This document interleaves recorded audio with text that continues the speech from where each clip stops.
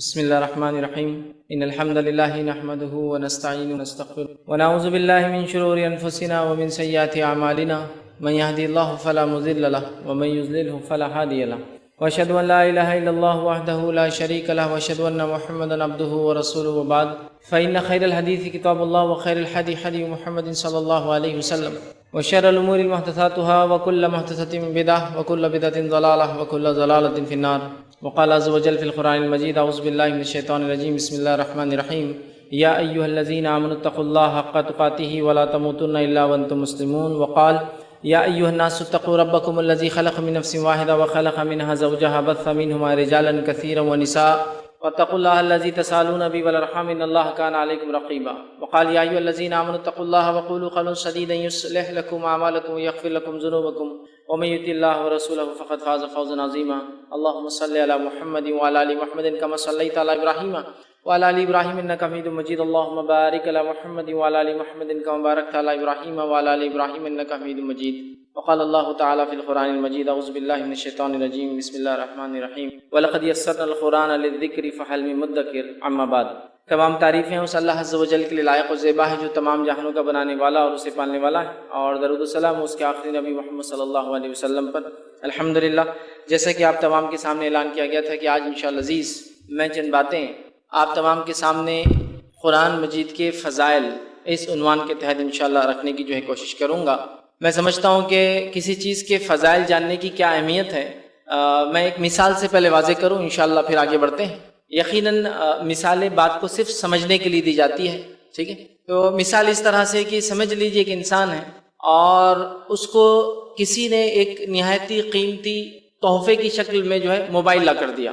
اب اس شخص نے وہ موبائل تو لے لیا، لیکن اسے پتہ نہیں تھا کہ موبائل کیا ہے، کون سی کمپنی کا ہے، اس کا استعمال کیا ہے، اس کی قیمت کیا ہے. اب اس شخص کو لگا کہ جس طرح سے عام موبائل ہوتے اس نے وہ موبائل ہینڈ سیٹ لے لیا اور اس کو اٹھا کر رکھ دیا. کچھ دنوں بعد کوئی ایک دوسرا شخص جو اس موبائل کی اہمیت جانتا تھا، اس کے فضائل عام زبان میں کہوں تو اس کے فائدے جانتا تھا وہ کیا چیز ہے، اس نے آ کر کہی کہ ارے آپ تو بڑے خوش قسمت ہے، یہ موبائل ہر کسی کو نہیں ملتا ہے، اس کے اتنے سارے فنکشنز ہیں جو یہ کام کرتے ہیں، اس کے اتنے سارے فائدے، اس کی اتنی اسکیمز ہے، اس کے ساتھ یہ آتا ہے، اس کے ساتھ فلاں آتا ہے. تو تب ایک آدمی کو پھر احساس ہوتا ہے کہ جو موبائل ہینڈ سیٹ اس کے پاس تھا وہ کتنی اہمیت کا حامل تھا. سمجھ؟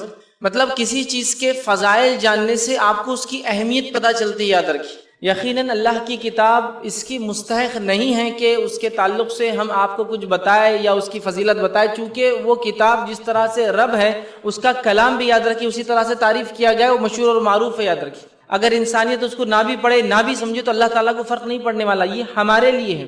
تو اگر اللہ کی کتاب قرآن کے فضائل میں اور آپ جانتے ہیں تو اس کا فائدہ یہ ہوتا ہے کہ ہم واقعتاً اس سے فائدہ اٹھاتے ہیں.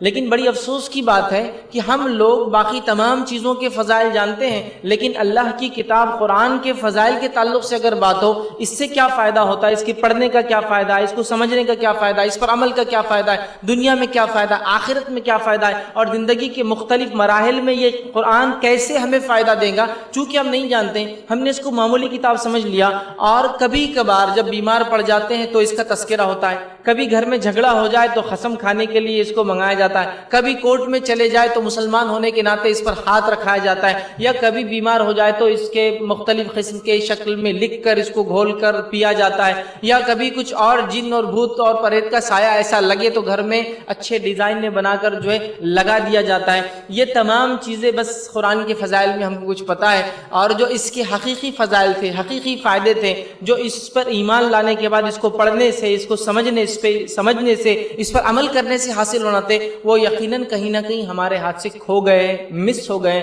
ہم اس کو بھلا چکے ہیں. یاد رکھیے. تو آج قرآن سے جو کچھ میرا اور آپ کا رابطہ، اللہ رحم کرے، بس وہ یہی ہے. میں نے جو کہا نا، کورٹ میں قسم کھانے کے لیے دو بھائیوں میں جھگڑا ہو گیا خاندان میں، تو لاؤ قرآن بیچ میں رکھتے ہیں، اور بیمار پڑ جائے تو پڑھ کر کوئی دم کر دے یا پھونک دے، یا اس سے ہٹ کر اس کو کبھی مختلف شکلوں میں لکھ کر لوگ پیتے اور کھاتے ہیں اور لگاتے ہیں، چپکاتے ہیں اور لٹکاتے ہیں.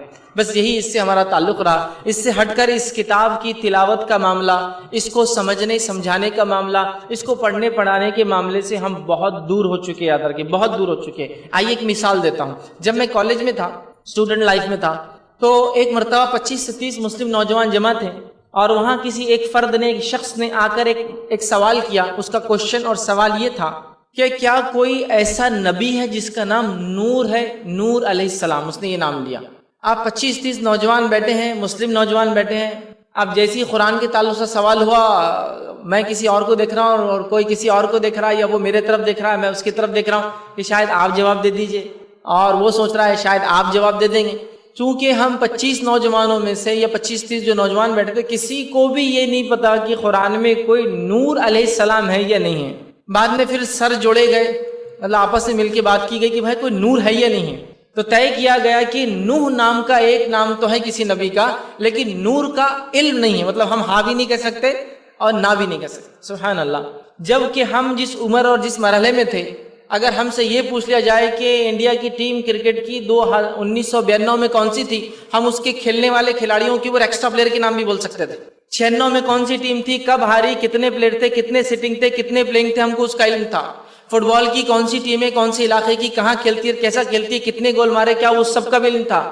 انڈین اور دوسری فلم انڈسٹری کی پوری نالج تھی، اور ہزاروں نام ہمارے ذہن میں ایک ساتھ سائنسدانوں کی اور مختلف جو دانشور جنہوں نے علم اور فن کے لیے کام کیا وہ گھوم رہے تھے، لیکن 25 انبیاؤں کے نام ہیں صرف قرآن میں، یاد رکھیے 25 انبیاؤں کے قرآن میں نام ہیں، اور 25-30 نوجوان مل کر یہ نہیں طے کر سکے کہ وہ 25 میں نور ہے یا نہیں ہے۔ یہ ذہن میں آئے کہ ایک نوح کا واقعہ تو سن رکھا ہے کہیں تو بھی علیہ السلام، باقی نور کا کچھ علم نہیں، تو اندازہ لگائیے ہر شخص کا کہیں نہ کہیں اللہ کی کتاب کے ساتھ ایسا ہی تعلق ہے۔ اگر کسی ایک انسان کو یہ کہہ دیا جائے کہ ذرا قرآن لائیے، تو وہ پہلے پوچھتا ہے کوئی جھگڑا، کوئی اختلاف، کوئی مسئلہ، کوئی بیماری، کوئی پریشانی، کوئی مشکل حل تلاش کرنا ہے، بچہ پیدا ہو تو نام رکھنا ہے کیا؟ نہیں، تو پھر قرآن کیوں منگایا جا رہا ہے پھر؟ اس لیے کہ نکالنے کے لیے بہت محنت لگیں گی، سیڑھی لانا پڑیں گی، اوپر کہیں تو بھی رکھا ہوا ہوگا، نکال کے اس کی دھول صاف کرنے کو آدھا گھنٹہ لگے گا، پھر لا کر دیا جائے گا، پھر وہ پڑھا جائے گا۔ اللہ کی کتاب سے کتنی دوری، اگر کسی شخص کو یہ کہہ دیا جائے کہ قرآن کے اندر سورہ توبہ آیت نمبر ذرا 100 نکال دیجئے کہاں ہے، تو آپ یقین جانیے وہ آدمی ہتک محسوس کرے گا، اپنے لیے ایک برائی محسوس کرے گا کہ کیا بڑی ذمہ داری مجھے دے دی، اب کہاں ڈھونڈوں، چونکہ پہلا صفحہ پلٹتے ہی ایک سورہ ختم ہوگا، لیکن دوسرا سورہ ختم ہی نہیں ہوتا۔ سورہ اگر دوسرے سورے پہ دوسرا ہوگا، تیسرے صفحے پہ تیسرا سورہ ہوگا، چوتھے صفحے پہ چوتھا سورہ ہوگا، تو دوسرا ختم ہی نہیں ہوتا ہے، ڈھونڈتے ڈھونڈتے پریشان ہو جاتا ہے۔ لیکن اسی شخص کو کہیے وہ ناول کے اندر فلاں چیز قصہ تھا کہاں ہے، آنکھ بند کر کے کیوں کھول کے بتائیں گا یہاں ہے، آنکھ بند کر کے۔ وہ شمارے میں، میگزین میں، آپ کے سلیبس کی بک میں، یا موبائل یا ہینڈ سیٹ یا کوئی چیز استعمال کی اس کی گائیڈ بک میں دیکھو ذرا یہ چلانے کا طریقہ کیا ہے، آنکھ بند کر کے بتا سکتا ہے، لیکن قرآن کی اگر کسی سورت کی آیت ڈھونڈنے دیا جائے تو مشکل ہو جاتا ہے۔ ایک مرتبہ ایک اسپیچ میری چالو تھی، کسی نے مجھ سے جو ہے قرآن کی ایک سورت کے تعلق سے ایک آیت کے سوال کیا، سورہ توبہ کی۔ اب چونکہ میرے ذہن میں وہ نہیں تھی، تو میں چونکہ حافظ بھی نہیں ہوں، میں نے کہا کسی سے وہ قرآن ذرا نکال دیجیے، میں اگلے سوال کا جواب لیتا ہوں، اب تک قرآن آ جائیں گے۔ جب قرآن آیا تو میں نے کہا آپ سورہ توبہ نکال دیجیے۔ اب تھوڑی دیر بعد دیکھتا ہوں تو ان کے ہاتھ میں قرآن نہیں، ان سے پوچھا قرآن کہاں ہے، تو بولے ان کو دیا تو قرآن وہاں تک پہنچ گیا تھا، کیونکہ سورہ توبہ مل نہیں رہی تھی لوگوں کو۔ کیونکہ ہوتا کیا ہے، ابتدائی 11 صورتوں میں تقریباً آدھا قرآن ختم ہو جاتا ہے بالکل، لیکن آپ اگر ایک ایک صفحہ پلٹائیں گے تو نہیں ملتا ہے وہ۔ جس کو آئیڈیا ہے اس کتاب کے کھولنے کا وہ جانتا ہے کہ اس کی شروعات کی 10-15 صورتوں میں آدھا قرآن ختم ہو جاتا ہے، سمجھ رہے آپ بات؟ تو جو یوز کرتا ہے، جو آئیڈیا ہوتا ہے، وہ بالکل بتا سکتا ہے کہ آپ کو سورہ توبہ ہونا نا تو آدھا پلٹا دو سیدھا قرآن۔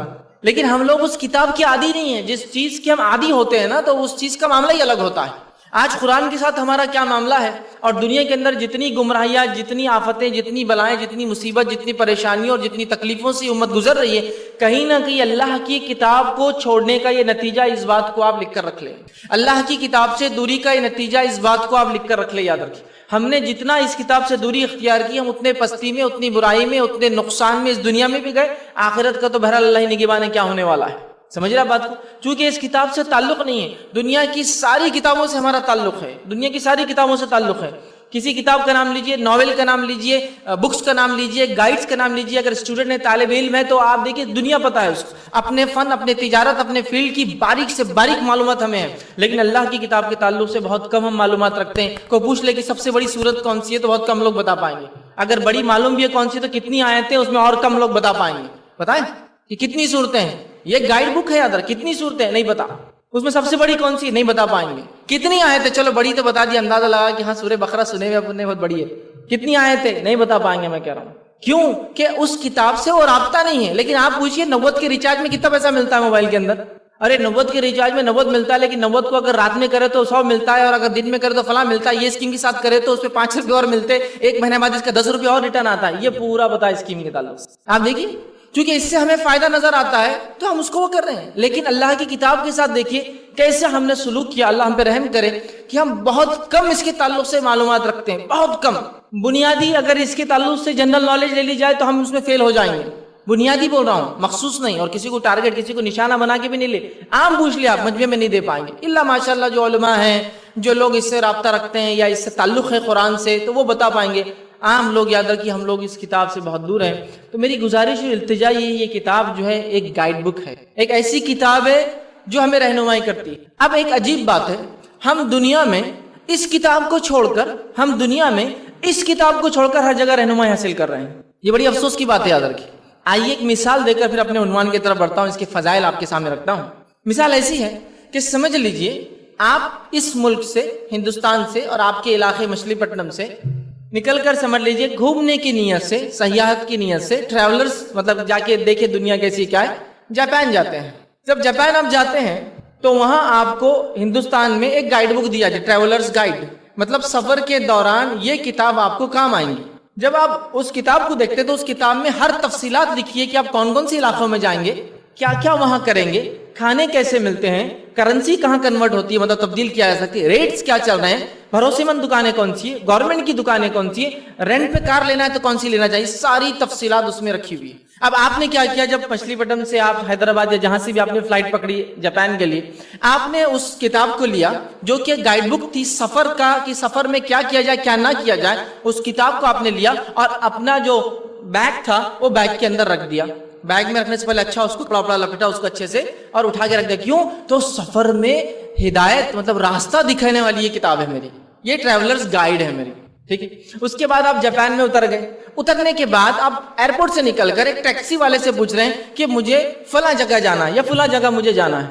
وہ ٹیکسی والا کیا کر رہا ہے, یا تو اس کو آپ کی بات نہیں سمجھ رہی, یا تو آپ اپنی بات سمجھا نہیں پا رہے, یا تو اس کی نیت ہی کچھ اور ہے, وہ کچھ اور ہی چاہتا ہے آپ سے. ٹھیک ہے. وہ آپ کو ایک طرح سے الو بنا کر ایک کسی اور جگہ لے آ کے چھوڑ دیتا, جہاں آپ نے بولا تھا اس کی الگ جگہ, اور بولتا ہے یہ وہی جگہ ہے. پیسے بھی آپ سے خوب لے لیتا ہے.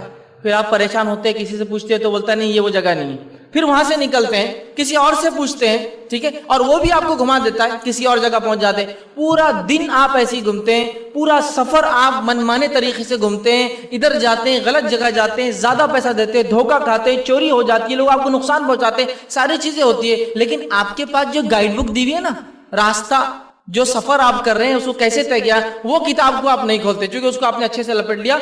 بہت اہم کتاب ہے, بڑی مقدس ہے, بڑی اہم ہے, راستہ بتانے والی کتاب ہے, اس کی وجہ سے میں جو جاپان میں گم نہیں ہوں گا, فلاں نہیں ہوں گا, اور اس کو آپ نے پھر رکھ دیا اپنے بیگ کے اندر. پورا سفر جیسے طے کرنا ہے ویسے نہیں کر کے لوگوں کے 100 دھوکہ کھا کے آپ واپس ہندوستان آ گئے.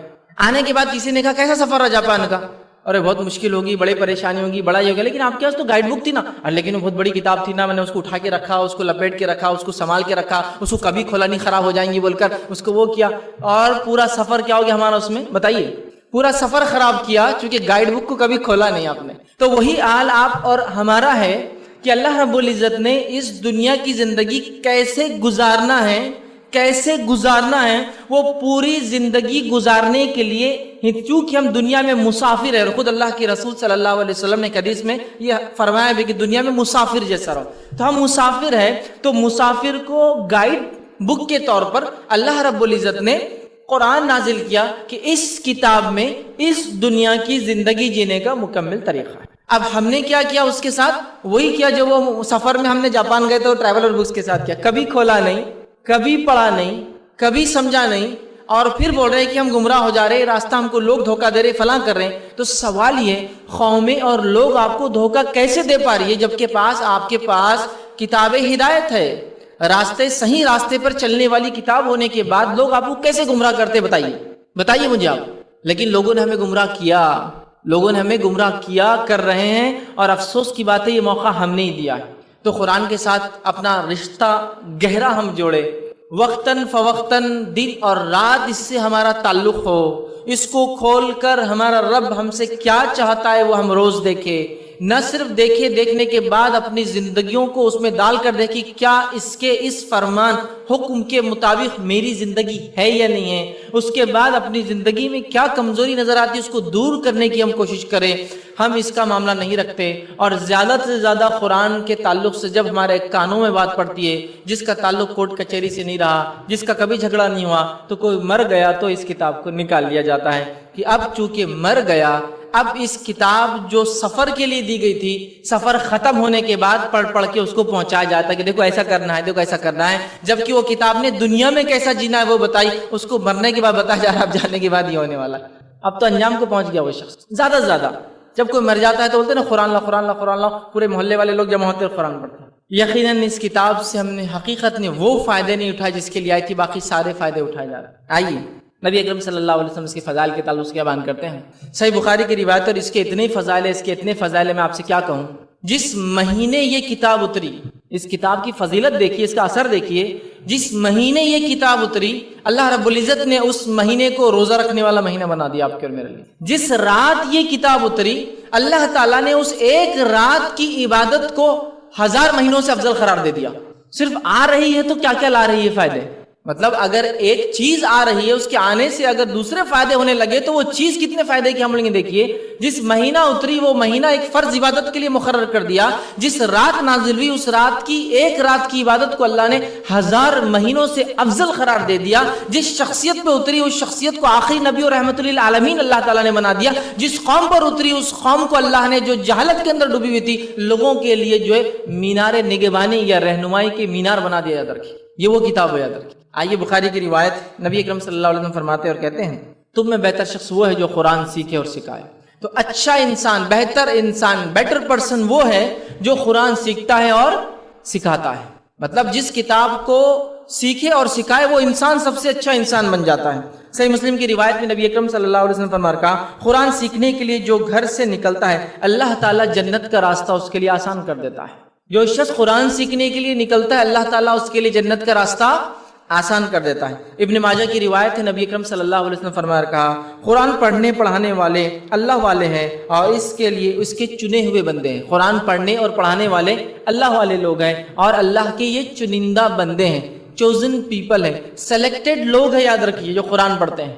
ٹھیک، اسی طرح بخاری کی روایت میں نبی اکرم صلی اللہ علیہ وسلم فرمایا کہا قرآن بکثرت تلاوت کرنے والا قابل رشک ہے، مطلب ایسا شخص ہے جس کو دیکھ کر آپ کہہ سکتے کہ میں بھی ایسا کرتا، کاش میں بھی ایسا ہوتا، میں بھی ایسا ہوتا۔ مطلب جو آدمی قرآن کو پڑھتا ہے اس کو دیکھ کر ہم ایسا کہہ سکتے ہیں کہ کاش میں بھی ایسا ہوتا۔ رشک کرنا کسی پر، سمجھتے ہیں، رشک کرنا کسی پر رشک نہیں کرنا چاہیے سوائے دو لوگوں کے روایت میں 3 کے الفاظ آتے ہیں۔ ایک وہ جس کو اللہ نے مال دیا اور خرچ کرتا، اس کو دیکھ کر آپ بول سکتے کاش میں بھی ایسا ہوتا۔ ایک وہ جس کو اللہ نے علم دیا اور اس پر عمل کرتا، اس کو دیکھ کر آپ کہہ سکتے کاش میں ایسا ہوتا۔ یہاں کہا جا رہا ہے کسی شخص کو جب قرآن کی بکثرت تلاوت کرتے دیکھو تو وہ قابل رشک ہے، آپ یہ بول سکتے کہ کاش میں ایسا ہوتا۔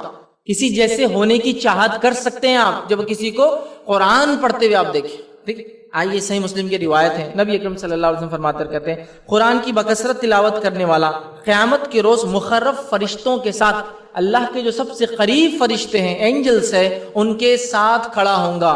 تو قرآن کو بکثرت تلاوت کرنے والا اللہ کے مقرب فرشتوں کے ساتھ کھڑا ہوں گا۔ اسی طرح صحیح مسلم کی روایت ہے نبی اکرم صلی اللہ علیہ وسلم فرمایا کہا قرآن مجید پڑھنے پڑھانے والوں پر اللہ تعالیٰ سکینت طاری کرتا ہے۔ قرآن مجید کو پڑھنے اور پڑھانے والوں پر اللہ تعالیٰ سکینت طاری کرتا ہے۔ سکینت یاد رکھیں، سکون طاری کرتا ہے۔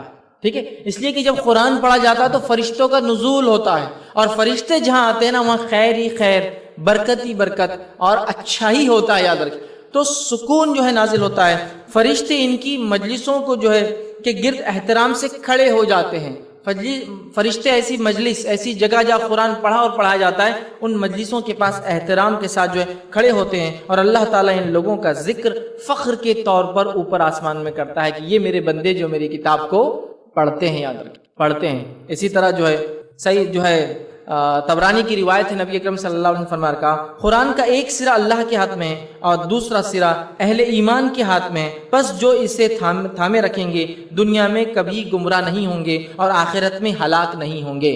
قرآن ایک ایسی رسی ہے جس کا ایک سرا اللہ کے ہاتھ میں ہے، ایک سرا بندے کے ہاتھ میں ہے۔ جب بندہ اس کو تھام لے گا تو دنیا میں کبھی گمراہ نہیں ہوگا اور آخرت میں جو ہے اس کو ہلاکت بربادی نصیب نہیں ہوں گی۔ مطلب وہ آخرت میں اللہ کے عذاب سے بھی بچ جائے گا، دنیا میں بھی گمراہ نہیں ہوں گا۔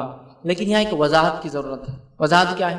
بہت سارے لوگوں کا ایک عقیدہ ہے، عجیب اور غریب عقیدہ، آپ نے بھی سنا ہوگا، میں نے بھی سنا ہے۔ وہ کیا ہے؟ قرآن پڑھے تو گمراہ ہو جاتے۔ سنا آپ نے کبھی یہ بات؟ آپ نہیں بول سکتے، ارے قرآن نہیں پڑھنا سیدھے، ارے بھٹک جاتے، نکل جاتے، گمراہ ہو جاتے، ہاں نہیں پڑھنا، چلو رکھ دو اس کو، بند کر کے رکھ دو۔ یہ بات سنی نہیں سنی آپ نے؟ قرآن پڑھے تو گمراہ ہو جاتے؟ میں نے تو بہت سنی لوگوں سے، اپنی پوری تعلیمی کے دور میں مجھے قرآن پڑھنے نہیں دیا گیا، جہاں پڑھتا تھا لوگ آگے کھڑے ہو جاتے تھے، رکھو اٹھا، چلو اتنی بڑی کتاب نہیں پڑھنا، گمراہ ہو جاتے، وہ ہو جاتا، ایک بچے نے پڑھا پاگل ہو گیا، ایک بچے نے پڑھا ایسا ہو گیا، ایک بچے نے پڑھا عجیب ہو گیا، ایک بچے نے پڑھا ویسا ہو گیا، اور پڑھنے نہیں دیتے تھے۔ معلوم قرآن پڑھے تو گمراہ ہو جاتے ہیں، یہ بات میں نے بہت سنی۔ بلکہ جہاں میں قرآن پڑھتا تھا تو میں نے ایک بار اپنے والد سے پوچھا، کیونکہ مجھے بات سمجھ میں نہیں آتی تھی، لوگ کیوں ترجمان یا قرآن کو سمجھنے نہیں، پڑھنے سے مراد میں سمجھنے کی کوشش کرتا تھا۔ تو میرے والد نے مجھے ایک بڑی اچھی مثال دی تھی، میں چھوٹا تھا تو مجھے کہا کہ اگر قرآن کو آپ مسجد میں جا کے صرف تلاوت کرے تو کوئی آپ کو روکے گا؟ تو میں نے کہا بالکل نہیں، کوئی نہیں روکے گا انشاءاللہ، مجھے میں کسی مسجد میں جا کے قرآن پڑھوں، کوئی نہیں روک سکتا۔ ٹھیک ہے، اگر آپ قرآن کو اجتماعی شکل میں سب لوگ مل کر پڑھے تلاوت کرے تو کوئی آپ کو روکے گا؟ میں نے کہا بالکل نہیں، انشاءاللہ کوئی ایسی مسجد نہیں ہے جہاں ہم کو اگر ہم قرآن اجتماعی شکل میں پڑھے تو کوئی روک سکتا ہے؟ انہوں نے کہا ٹھیک ہے۔ قرآن کی قرأت کو تلاوت کو تم تیز کرو گے تو کوئی تم کو مسجد میں روکے گا؟ میں نے کہا نہیں، بالکل کوئی ہم کو روک نہیں سکتا، آہستہ کرے بھی تو نہیں روکیں گا، اجتماعیت میں پڑھے بھی تو نہیں روکیں گا، تیز پڑھے بھی تو نہیں روکیں گا۔ ٹھیک ہے، اچھا کہا اب میرا ایک سوال سنو، کیا تم قرآن کا ترجمہ پڑھے تو تم کو کوئی پڑھنے دیں گا؟ تو میں نے کہا نہیں، آپ پرابلم والی بات کر رہے، اس لیے کہ نہیں مسجد میں نہیں پڑھنے دیتے ترجمہ، بولتے کون سا ترجمہ، یہ ہے مت پڑھو، ایسا ہو جاتا ویسا ہو جاتا، آپ نہیں بولا۔ انہوں نے کہا چلیے ایک مثال کو لیجئے کہ مشرکین مکہ جب نبی اکرم صلی اللہ علیہ وسلم قرآن پڑھتے تو کیا کرتے ہیں؟ وہ اپنے کانوں میں انگلیاں ڈال لیتے، کہتے کہ مت سنو، چیختے چلاتے سیٹیاں مارتے تالیاں بجاتے، کیوں؟ تاکہ نبی اکرم صلی اللہ علیہ وسلم جو قرآن پڑھے سنے نہ آئے۔ مشرکین مکہ کو کیا ہوتا تھا اس قرآن کے سننے سے؟ قرآن جیسی پڑھا جاتا تھا کانوں میں جاتا تھا، کانوں میں جاتے دماغ میں جا کے پروسیس ہونا چالو ہو جاتا تھا، سمجھ میں آنا شروع ہو جاتا تھا، کیونکہ وہ قرآن انہی کی زبان میں تھا، اسی زبان میں تھا جو اس زمانے میں وہ لوگ بولا کرتے تھے، تو سیدھا ان کو سمجھ میں آتا تھا۔ چونکہ سمجھ میں آتا تھا تو وہ نہ سمجھنے دینے کے لیے چلاتے تھے۔ انہوں نے کہا اب وہ میری مشرکین مکہ کی مثال کو لو، اور تم سے جو میں نے سوال کیا تھا، جب تک قرآن ہم کو سمجھ میں نہیں آتا ہے اس کا معاملہ درست ہے، جب میں نے کہا کیا ترجمے سے پڑھ سکتے ہیں تو میں نے کہا نہیں، یہ اس کی اجازت مانگنا پڑتی ہے، بہت مشکل ہوتا ہے۔ سمجھ میں آنے لگا تو مسائل کھڑے ہونا شروع ہوتے ہیں، یاد رکھیں۔ اس لیے کہ لوگوں نے قرآن کی اطراف اتنی غلط فہمیاں پھیلا رکھی ہے، کیوں پھیلا رکھی ہے اللہ ہی بہتر جانتا ہے، تاکہ ہم لوگ اس سے قریب ہی نہ جائے۔ زیادہ سے زیادہ اگر آپ کو کرنا ہے تو کیا ہے، تلاوت کرنا ہے، اور اس کی بھی ضرورت نہیں، ہم کر کے دے دیں گے آپ کو، وہ بھی آؤٹ سورس بولتے ہیں اس کو۔ آؤٹ سورس معلوم نا، اپنی تجارتوں کو دوسروں کے ذریعے کرانا، آج کل سسٹم ہے آؤٹ سورس، کمپنی جو ہے آؤٹ سورس کرتی ہے اپنے بزنس، تو قرآن بھی آؤٹ سورس کر دی، مریا تم پڑھ لینا، فلاں تم کر لینا، پڑھ کے تم وہ کر دینا، آؤٹ سورس کر رہے ہیں ہم، یہ عبادت کو بھی آؤٹ سورس کیا جا رہا ہے، ہو رہا ہے، یہ یاد رکھیے، سمجھ رہے آپ؟ تو قرآن بھی دوسرا کر دے رہا ہے، سمجھنا سمجھانا تو بہت دور کی بات ہے، یاد رکھیے۔ اور ایسی ایسی غلط فہمیاں اس کتاب کے تعلق، جس میں ایک ہے قرآن پڑھے تو گمراہ ہو جاتا۔ حدیث کیا بول رہی ہے سنیے، قرآن کی ایک سرا اللہ کے ہاتھ میں، قرآن اللہ کی کتاب ایک رسی کی مانند، اس کا ایک سرا کس کے ہاتھ میں؟ اللہ کے ہاتھ میں، اور دوسرا سرا مومن کے ہاتھ میں، جو اس کو تھام لیتا ہے دنیا میں گمراہ نہیں ہوتا ہے، آخرت میں اس کو کوئی عذاب نہیں ملے گا۔ اور ہم کیا کریں؟ قرآن پڑھے تو بتائیے، میں تو یہ بھی نہیں کہہ رہا ہوں آپ کس کا قرآن پڑھیے، میں کہہ رہا ہوں صرف قرآن کا ترجمہ پڑھیے، آپ جس کو آپ پسند کرتے ہیں میں آپ کو دعوت دیتا ہوں وہ شروع دیجیے، قرآن کو پڑھیے۔ آپ اس کو پڑھیں گے تو یاد رکھیے قرآن کی خصوصی علامہ ابن تیمیہ رحمہ اللہ فرماتے ہیں، قرآن کی اگر تفسیر کوئی غلط کرے تو ایک آیت میں تو کر دیں گا، اگلی آیت اس تفسیر کو ختم کر دیں گے، کاٹ دیں گے، ضرور کاٹ دیں گے۔ مطلب قرآن کی تفسیر غلط نہیں ہو سکتی، کہیں نہ کہیں آدمی پھنس جاتا ہے غلط کرتا ہے۔ تو قرآن پڑھیے، آپ کو جو ترجمہ، چونکہ ہماری زبان عربی نہیں ہے، جو ترجمہ آپ کو سمجھتا ہے جس کا آپ پڑھیے، آپ دیکھیے آپ چیزوں کو سمجھنے لگ جاتے ہیں۔ لیکن ہماری یہ بہت بدبختی ہے کہ ہم اس کتاب سے دور ہیں۔ اسی طرح نبی اکرم صلی اللہ علیہ وسلم فرماتے، جامع ترمذی کی روایت ہے، قرآن کی جو ہے تلاوت کرنے والا ایک حرف پڑھتا ہے تو اس کو جو ہے 10 نیکیاں ملتی ہیں، ایک حرف پڑھتا ہے تو 10 نیکیاں ملتی ہیں۔ پھر آپ نے فرمایا میں یہ نہیں کہتا کہ الف لام میم ایک حرف ہے، بلکہ الف ایک حرف ہے، لام ایک حرف ہے اور میم ایک حرف ہے۔ تو الف لام میم اگر آپ پڑھتے ہیں تو کتنی نیکیاں ملتی ہیں؟ 30 نیکیاں ملتی ہیں۔ تو نیکیاں بتائی جا رہی ہیں، فضائل گنوائے جا رہے ہیں، فائدے بتائے جا رہے ہیں، اس کی اہمیت سمجھائی جا رہی ہے، اور قرآن کے فضائل کے تعلق سے اتنی احادیث ہے، میں سمجھتا ہوں ہزاروں اور لاکھوں کی تعداد میں صرف قرآن کے فضائل بتانے والی احادیث، کیونکہ ایکچولی یہی تو وہ کتاب ہے جو انبیاء تو آتے ہیں اور چلے جاتے ہیں، لیکن وہ جو چیز چھوڑ کر جاتے ہیں وہ کتاب اور اس کی سمجھ، اس کی تفسیر ہوتی ہے، یاد رکھیے۔ اور اگر وہی ہم نہ سمجھے تو پھر دین پر تو ہم صرف نام نہاد چل رہے ہیں، ٹھیک ہے؟ تو اس چیز کو سمجھنا یاد رکھیں۔ اب قرآن جو ہے یہ ہدایت کا ذریعہ ہے، قرآن یہ سراپا ہدایت کا ذریعہ ہے۔ آئیے اس کے تعلق سے کچھ بات دیکھتے ہیں۔ اللہ رب العزت قرآن میں فرماتا، سورہ نمل سورہ نمبر 27 آیت میں 77 میں 77 میں، وَإِنَّهُ لَهُدًى وَرَحْمَةٌ لِّلْمُؤْمِنِينَ، اللہ نے فرمایا کہ قرآن ہدایت ہے اور رحمت ہے ایمان والوں کے لیے۔ قرآن ہدایت ہے اور رحمت ہے ایمان والوں کے لیے۔ تو قرآن کیا ہے؟ ہمارے لیے ہدایت اور رحمت ہے، راستہ بتانے والی کتاب ہے، سیدھے راستے پر قائم رکھنے والی کتاب ہے، اور اللہ کی طرف سے رحمت ہے۔ یاد رکھیے، جب اس کو ہم پڑھیں گے تو اللہ کا رحم اس دنیا میں، مرنے کے بعد برزخ کی زندگی میں انشاءاللہ، اور آخرت کی زندگی میں اللہ کا رحم پائیں گے۔ تو یہ ہدایت ہے اور رحمت ہے اللہ کی طرف سے، یاد رکھیے، مومنوں کے لیے۔ اب آئیے قرآن کیسی ہدایت اور رحمت ہے، اس کے تعلق سے صرف 2-3 واقعات آپ کو سناتا ہوں۔ پہلا واقعہ جو ہے طفیل بن عمرو رضی اللہ عنہ کا ہے۔ یہ یمن کے تھے، قبیلے دوس سے ان کا تعلق تھا، اور یہ ایک شاعر تھے۔ جب یہ ایک بار مکہ آئے تو لوگوں نے ان سے کہہ دیا کہ ہمارے پاس ایک نوجوان ہے جس کا نام محمد ہے، اور وہ شخص جو ہے لوگوں کو کچھ ایسا پڑھتا ہے کہ اس کی بات سننے سے لوگ گمراہ ہو جاتے ہیں۔ آج بھی کبھی کبھار ہوتا ہے نا، جو سچ بات بتاتا ہے لوگ بولتے اس کی بات نہیں سننا، گمراہ ہو جاتے ہیں۔ تو کہا اس کی بات سننے سے اس شخص کی، جن کا نام محمد بن عبداللہ ہے صلی اللہ علیہ وسلم، گمراہ ہو جاتے ہیں۔ یہ آئے اور انہوں نے اس چیز کا خاص خیال رکھا کہ میں محمد صلی اللہ علیہ وسلم کی بات ہی نہ سنوں کبھی۔ تو جہاں اللہ کے رسول صلی اللہ علیہ وسلم کھڑے ہوتے یہ دور سے چلے جاتے، کبھی کچھ بات کان میں آیا تو ہاتھ رکھ کے نکل جاتے۔ ایک دن انہوں نے سوچا کہ میں خود ایک شاعر ہوں، میں نے شاعری سنی ہے، میں کاہنوں کے کلام جانتا ہوں، میں جادوگروں کے الفاظ میں سن چکا ہوں، یہ محمد صلی اللہ علیہ وسلم میرا کیا بگاڑ سکیں گے؟ ایک بار سن لیتا ہوں نا، کیوں ڈر رہا ہوں میں ان سے خواہ؟ میں خود ایک شاعر ہوں، زبان پہ عبور رکھنے والا انسان ہوں، میرا کمانڈ ہے لینگویج کے اوپر، میں کیا بہکوں گا ان کی بات سے؟ چلو ایک دن سن لیتے۔ گئے اور کہا کہ محمد صلی اللہ علیہ وسلم کہ لوگ کہتے ہیں کہ آپ کا کلام سننے سے لوگ گمراہ ہو جاتے ہیں، تو کیا ہے آپ کا کلام، آپ بتائیے۔ نبی اکرم صلی اللہ علیہ وسلم نے کہا کیا تم پہلے سناؤ گے کچھ اپنا کلام، کیونکہ وہ شاعر تھے، یا میں اپنا کلام سناؤں؟ تو کہا میں پہلے سناتا ہوں، اور انہوں نے کوئی شاعری واری پڑھی، معاملہ ختم ہو گیا۔ اس کے بعد رسول اللہ صلی اللہ علیہ وسلم روایت میں آتا ہے کہ آپ نے جو ہے سورہ اخلاص، سورہ فلق اور سورہ ناس کی تلاوت کی، 3 ہی صورتوں کی تلاوت۔ جب یہ 3 صورتیں انہوں نے سنی تو وہ تعجب میں پڑ گئے، اور کہا کہ نہیں، یہ کلام انسانی کلام نہیں ہو سکتا، اس لیے کہ وہ شاعر تھے اور اس لینگویج کی مہارت، مطلب اس کی گہرائی کو جانتے تھے۔ انہوں نے کہا یہ کلام انسانی کلام ہو ہی نہیں۔ دوسرا واقعہ آتا ہے زماد ازدی رضی اللہ عنہ، یہ اللہ کے رسول صلی اللہ علیہ وسلم کے دوست تھے، لیکن ایمان لانے کے بعد لوگوں نے ان سے کہا جب مکہ آئے کہ تمہارے ساتھی، تمہارے دوست محمد صلی اللہ علیہ وسلم گمراہ ہو گئے، ان پر شاید جن من حاوی ہو گیا، ان پہ کچھ جادو مجنون ہو گئے، جن کا اثر ہو گیا۔ یہ بھی جو ہے ملے نہیں اللہ کے رسول صلی اللہ علیہ وسلم لمبے وقفے تک۔ پھر ایک دن سوچا کیوں نہ جا کے محمد صلی اللہ علیہ وسلم سے بات کرتا ہوں اور آپ کا علاج کر دیتا ہوں۔ مطلب لوگ کہہ رہے ہیں آپ مجنون ہو گئے، نعوذ باللہ پاگل ہو گئے، جن حاوی ہو گیا، میں آپ کا علاج کر دیتا ہوں۔ اس کا فائدہ کیا ہے؟ ایک فائدہ یہ ہو جائے گا کہ محمد صلی اللہ علیہ وسلم مکے کے ولی عہد تھے، مطلب ہونے والے ذمہ دار شخص تھے، تو جب میں ان کو اپنا کلام سناؤں گا اور یہ ٹھیک ہو جائیں گے تو میرا نام ہوگا بعد میں کہ بھائی اس شخص نے آ کر علاج کیا تھا، ٹھیک، اور میرے دوست بھی تھے پرانے، تو میں کیوں نہ ان کا علاج کروں۔ گئے اور کہا اے محمد صلی اللہ علیہ وسلم، اگر تمہیں کوئی بیماری لاحق ہے، کوئی جن وغیرہ کا اثر ہے، تو میں جھاڑ پھونک کرنا جانتا ہوں۔ میں کیا کرتا ہوں، آپ کو پڑھ کے پھونک دیتا ہوں، علاج ہو جائے تو میری تعریف کرنا، لوگوں میں نام لینا کہ میں نے علاج کیا، ٹھیک ہے۔ تو اللہ کے رسول صلی اللہ علیہ وسلم نے کہا مجھے ایسا کچھ نہیں ہوا ہے۔ تو کہا پھر تم کچھ کہتے ہو، اور کسی نے کہا مجنون ہو، تم کچھ کہتے ہو تو لوگ گمراہ ہو جاتے ہیں۔ تو کہا میرے پاس اللہ کا کلام جو نازل ہوا ہے۔ اور اس کے بعد بات چیت کے بعد نبی اکرم صلی اللہ علیہ وسلم نے خطبہ حاجہ شروع کی، ان الحمد للہ نحمدہ ونستعین۔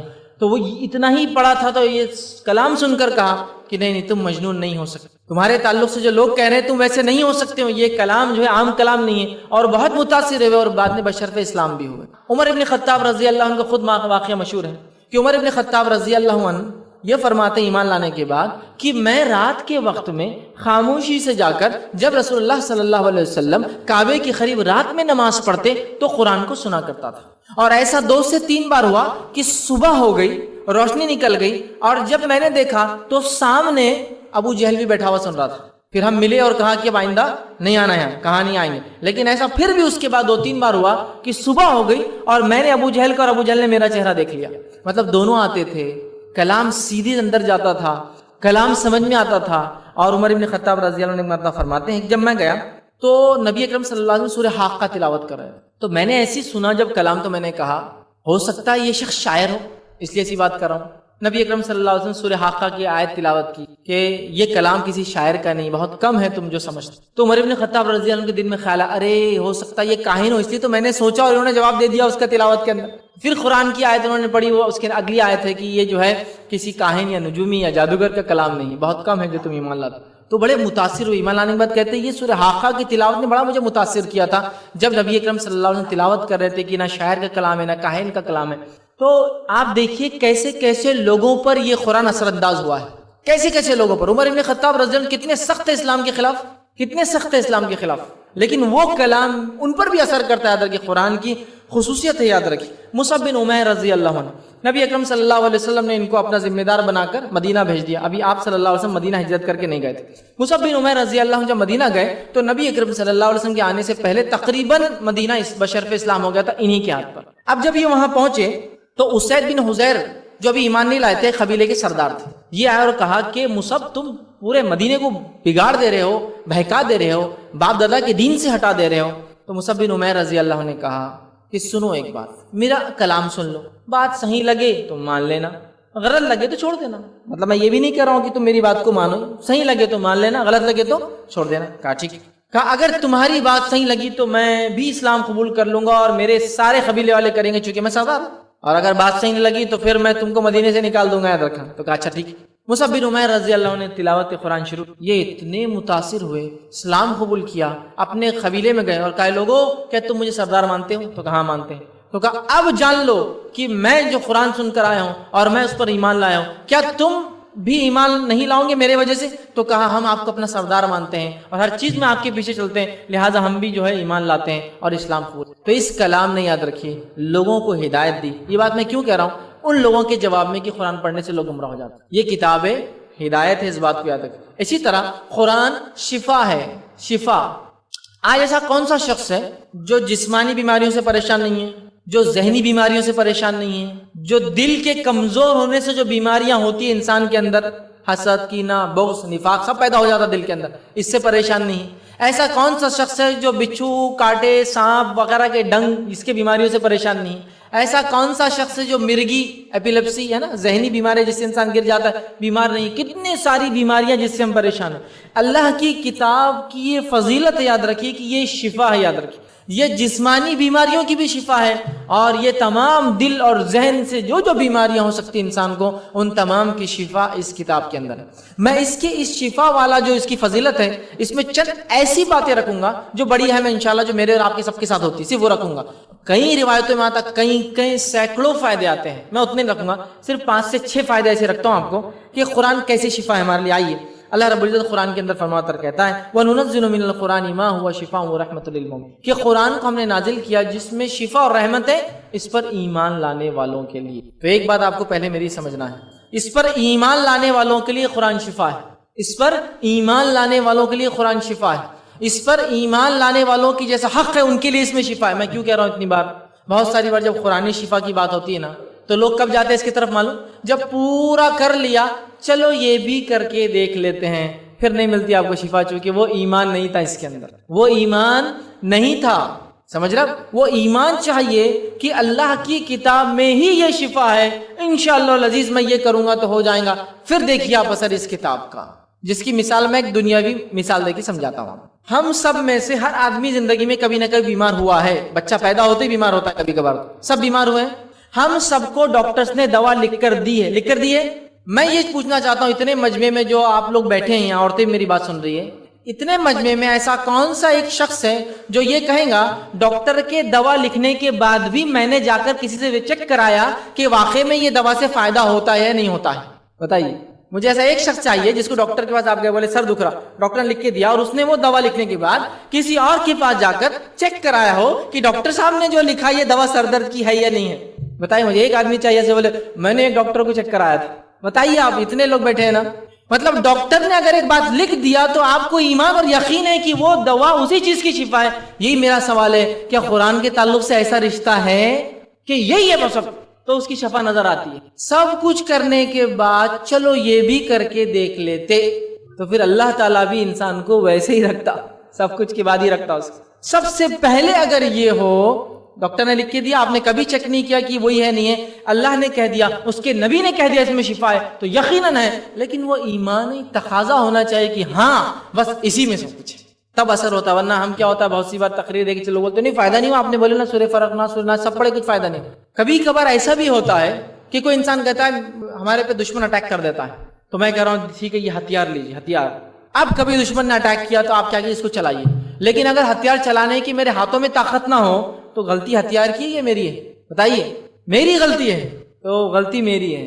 تو ہم کو وہ ایمان ڈیولپ کرنا ہوگا جو ایمان صحابہ تابعین میں ہم دیکھتے ہیں واقعتاً جنہوں نے قرآن سے شفا حاصل کی, کیونکہ قرآن شفا اور رحمت ہے مومنوں کے لیے, اس بات کو یاد رکھیں. آئیے پہلی چیز, قرآن تمام دل کے امراض کی شفا ہے. اب تمام دل کے امراض بولے تو آپ بولیں گے اینجیوپلاسٹی اینجیوگرافی کرانے کی ضرورت نہیں ہے کیا, یہ کر لیے تو اس کے لیے تو آپ دوا لیجیے, ایکسرسائز کیجیے تاکہ وہ کولیسٹرول نہ جمع ہو, ایک الگ چیز ہے. دل سے مراد وہ بیماریاں جو دل سے شروع ہوتی ہے, جس میں بہت سارے, جیسا کہ نفاق سمجھتا جس سے منافق لفظ آتا ہے نا. نفاق کی علامتیں کیا ہے؟ جب بات کرتا ہے جھوٹ بولتا ہے نا, جب امانت رکھی جائے خیانت کرتا ہے نا, جب لڑائی جھگڑا ہو تو گالی گلوچ کرتا ہے ان کسی. تو یہ چیزیں دل میں پیدا ہوتی ہے نا. حسد, کسی سے حسد کہاں پیدا ہوتی ہے؟ دل میں ہوتی ہے نا. اس کے مال دیکھا, اس کی نعمت دیکھی اور میں جلنا شروع ہو گیا دل کے اندر. تو یہ دل کی امراض, دل کی بیماریاں ہیں, یاد رکھیے. یہ دل کی بیماریاں انسان کو جسمانی بیماریوں تک بھی لے جاتا ہے, معلوم آپ کو. ایک انسان اگر جھوٹ بولتا ہے, جھوٹ بولنے سے اس کا دل کمزور ہوتا ہے, معلوم کیوں؟ جھوٹ بولنے سے اس کو یاد رکھنا پڑتا ہے کہ کس کو کیا جھوٹ بولا, اور کہ میری بولنا کھل جائے جھوٹ کی, تو وہ ہمیشہ پریشان ہوتا ہے دل سے, دل کی بیماری میں مبتلا ہوتا ہے جھوٹ بولنے سے, سمجھ رہا. تو قرآن جو ہے یہ دل کی تمام ایسی بیماریاں جو ہوتی ہیں اس کی شفا ہے. اگر میرے دل میں ایسی کوئی بیماری پنپ رہی ہے برائی کی, اللہ کی کتاب پڑھوں گا انشاءاللہ اس میں شفا ملیں گی. آئیے صحیح مسلم کی روایت ہے, نبی اکرم صلی اللہ علیہ وسلم فرمایا, کہا قرآن پڑھنے والوں پر اللہ تعالیٰ سکینت نازل کرتا ہے. اور قرآن کی آیت سورہ رات سورہ نمبر 13 آیت نمبر 28 میں اللہ نے فرمایا, الا بذکر اللہ تطمئن القلوب, کہ اللہ کے ذکر میں مومنوں کے دل اطمینان پاتے ہیں. تو قرآن یاد رکھیے تمام دلی بیماریوں کا علاج ہے. دوسرا, قرآن زہریلے جانوروں کے کاٹے کا بھی علاج ہے. کتنی بڑی کتاب ہے, کتنے فضائل ہے اس کے. سنیے, اس تعلق سے واقعہ آتا ہے کہ طبرانی کی روایت ہے, نبی اکرم صلی اللہ علیہ وسلم کو بچھو نے کاٹ لیا. تو آپ صلی اللہ علیہ وسلم فرمایا کہ اللہ لعنت کرے عقرب پر, بچھو پر. یہ نہ نبیوں کو چھوڑتے نہ غیر نبیوں کو چھوڑتے, سب کو ڈس لیتے ہیں.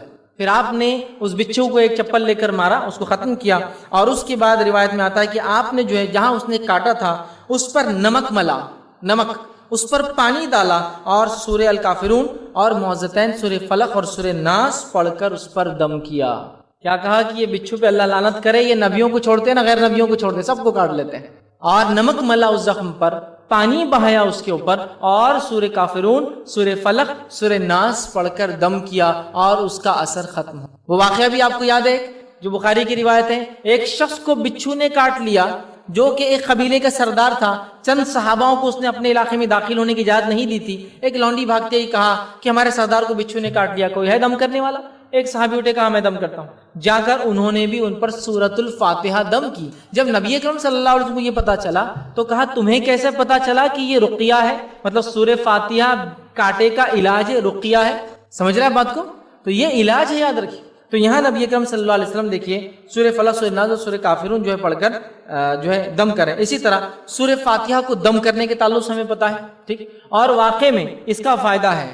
میں حال ہی میں جو ہے ایک ڈاکٹر سے میری ملاقات ہوئی تھی, کرناٹک میں رہنے والے, اور انہوں نے کہا ہمارے علاقے میں بہت بچھو ہوتے ہیں اور بہت مسئلہ ہوتا ہے, کامن ایک دم بالکل ایسا عام طور سے پائے جاتے ہیں. میں نے کہا آپ کیسے علاج کرتے ہیں؟ تو کہا میں ڈاکٹری علاج تو الحمدللہ کرتا ہی ہوں چونکہ میں ڈاکٹر ہوں, لیکن میں الحمدللہ میں نے یہ دیکھا ہے سورۃ الفاتحہ پڑھ کر میں نے لوگوں پہ دم کیا, الحمدللہ 2 سے 3 بار دم کرنے پر اس کو بغیر اس کے علاج ہوا. لیکن پھر بھی احتیاطاً میں دوا دے ہی دیتا ہوں, لیکن میں نے بغیر اس کے 100 پیشنٹ کا علاج کیا. اور کوئی بہت بوڑھے انسان نہیں, بہت نوجوان, لیکن میں نے یہ حدیث پڑھی تھی. میں چونکہ پیشے سے MBBS ڈاکٹر ہوں, لیکن پھر بھی میں نے سوچا میں اس چیز پر پہلے عمل کروں گا. میں نے جب یہ پڑھا سورۃ الفاتحہ, دم کیا, جس جگہ وہ ہوا, الحمدللہ ایسا آج تک ایک بھی پیشنٹ نہیں ہے کہ جس کو فائدہ نہ ہو, انجیکشن بعد میں دیا ہوں لیکن علاج پہلے کر چکا تھا. صرف ایک ایسی پیشنٹ تھی خاتون جو بے ہوش ہو کر گری ہوئی تھی, اس کو انجیکشن کے ساتھ میں نے یہ کیا, ورنہ آج تک سووں کا علاج کر چکے ہیں بچھو کاٹے کا اس سے. وہ فیتھ, وہ عقیدہ, وہ بھروسہ ہو کہ یہ کلام میں شفا ہے. تو دیکھیے میں بتا رہا ہوں, ایک ڈاکٹر نے جو MBBS ہے, یہ بھی نہیں کہ کوئی حکیم ہے, حکیمی علاج والے کرتے ہیں, لیکن وہ ایک پڑھے لکھے ڈاکٹر ہے, اس کے باوجود وہ کہتے ہیں میں نے اس سے 100 لوگوں کو دیکھا شفا یاب ہوتے. سورۃ الفاتحہ کر کے دیکھیے, کبھی کوئی چیز کاٹے, کوئی چیز اس طرح سے ہو, کچھ نہ ہو تو نہیں, سب سے اول چاہے سب کچھ بھی ہو تو یہ, اور کچھ نہ ہو بھی ہو تو یہ, سورۃ الفاتحہ پڑھیے, دم کیجیے, آپ دیکھیے اس کے علاج ہوں گے. اسی طرح جنون اور مرگی, جنون سمجھتے ہیں نا لوگ, ایک دم مجنون پاگل جیسے ہوتے ہیں, اور مرگی ہوتا ہے. نبی اکرم صلی اللہ علیہ وسلم فرماتے ہیں, ابو داؤد کی روایت ہے, جنون اور مرگی کی بیماری میں روزانہ صبح اور شام 3 بار سورۃ الفاتحہ پڑھ کر دم کرنا چاہیے. جس کو جنون اور مرگی ہے, صبح اور شام روزانہ 3 بار سورہ فاتحہ پڑھیں گے, مرگی کی بیماری دور ہو جائیں گے. ایپیلیپسی جس کو بولتے ہیں, دماغ میں خون کی کمی بولا جاتا ہے, واللہ عالم سائنسی اعتبار سے یہ کیا بیماری اب تک نہیں پتا چلا.